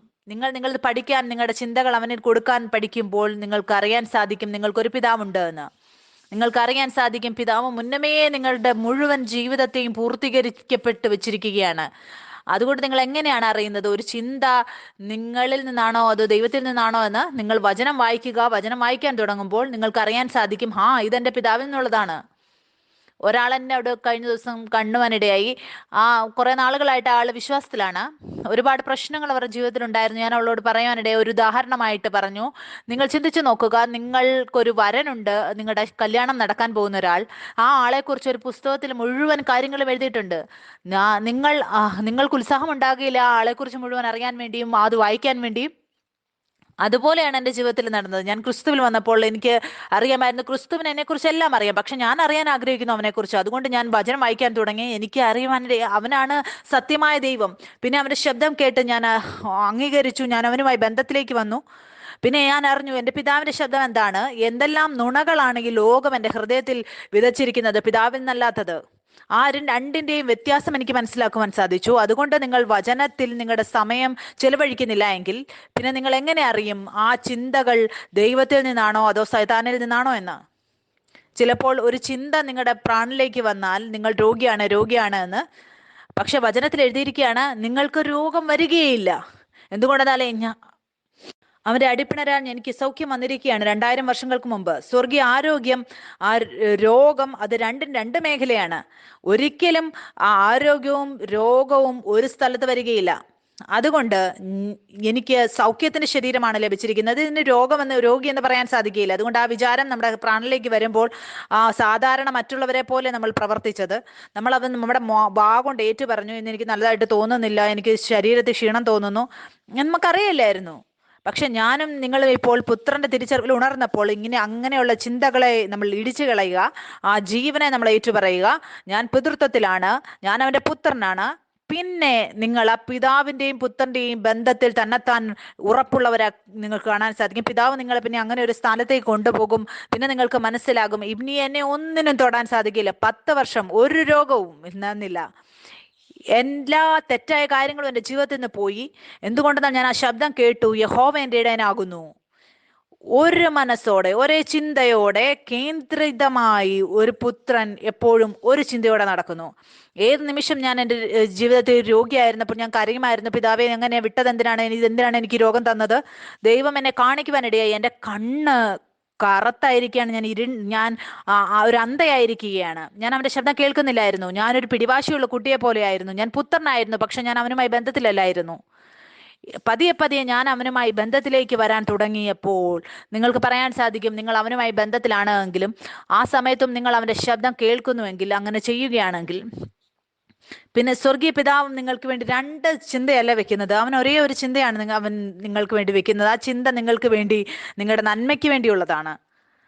പിന്നെ നിങ്ങൾക്ക് തിരഞ്ഞെടുക്കാൻ സാധിക്കും, ലോകത്തിന്റെ ശബ്ദമല്ല, ഞാൻ പിതാവിന്റെ ശബ്ദമേ കേൾക്കുകയുള്ളൂ. പിന്നെ പിന്നെ ഞാൻ ആ സമൃദ്ധിയായുള്ള ജീവൻ എൻ്റെ ഉള്ളിൽ ഞാൻ കാണാൻ സാധിക്കും, ആ സമാധാനത്തെ എൻ്റെ ഉള്ളിൽ കാണാൻ സാധിക്കും. പിന്നെ ഞാൻ എല്ലാവരും ഉത്സാഹിപ്പിക്കാൻ ആഗ്രഹിക്കുകയാണ്, നിങ്ങൾ തീർച്ചയായും അതിൻ്റെ രണ്ടാമത്തെ ഭാഗവും നിങ്ങൾ കേൾക്കണം. എന്തുകൊണ്ടെന്നാൽ ഞാൻ ആഗ്രഹിക്കുകയാണ്, സ്വർഗീയ പിതാവ് നിങ്ങളെ ആ സ്ഥാനത്തേക്ക് കൊണ്ടുവരാൻ ആഗ്രഹിക്കുകയാണ്. ആ സ്ഥാനത്ത് നിങ്ങളെ എപ്പോഴും വിടുവിക്കുക അല്ല, അങ്ങനെ ഒരു സ്ഥലം, പിന്നെ നിങ്ങൾ ഒരിക്കലും അവിടെ വീഴുകയേ ഇല്ല. എന്തുകൊണ്ടാൽ നമ്മുടെ പ്രാണൻ മനസ്സ് അവിടെ വീണ്ടെടുപ്പ് നടക്കുകയാണ്. യേശുക്രിസ്തു നമ്മുടെ ജീവിതത്തിൽ ഉണ്ടായിക്കൊണ്ടിരിക്കുകയാണ്, രൂപാന്തരപ്പെട്ടുകൊണ്ടിരിക്കുകയാണ്. യേശുക്രിസ്തുവിന്റെ മനസ്സ് നമ്മൾക്ക് വന്നുകൊണ്ടിരിക്കുകയാണ്. എത്രയധികം നമ്മൾ അങ്ങനെ ചെയ്യാൻ പഠിക്കുന്നുവോ ആ ചിന്തകളെ നമ്മൾ ഇടിച്ചു കളയാനും എല്ലാ ഭാരങ്ങളെയും പിതാവിന് കൊടുക്കാനും പ്രഖ്യാപിക്കാനും പഠിക്കുമ്പോൾ, അങ്ങനെ ചെയ്യുമ്പോൾ നമുക്ക് ആ സ്ഥലത്ത് ഒന്നും നമ്മളെ തൊടുകയില്ല. പിന്നെ നമ്മൾ അൺടച്ചബിൾ ആകും. പിന്നെ നിങ്ങൾ പഠിക്കും എങ്ങനെ കൊടുങ്കാറ്റിന്റെ നടുക്ക് യേശു ഉറങ്ങിയോ അതുപോലെ കൊടുങ്കാറ്റിന്റെ നടുകിൽ നിങ്ങൾക്ക് ഉറങ്ങാൻ നിങ്ങൾക്ക് സാധിക്കും. നിങ്ങൾ പഠിക്കും. വരൂ നമുക്ക് പ്രാർത്ഥിക്കാം. പിതാവേ, ഞാൻ അങ്ങേക്ക് നന്ദി പറയുന്നു.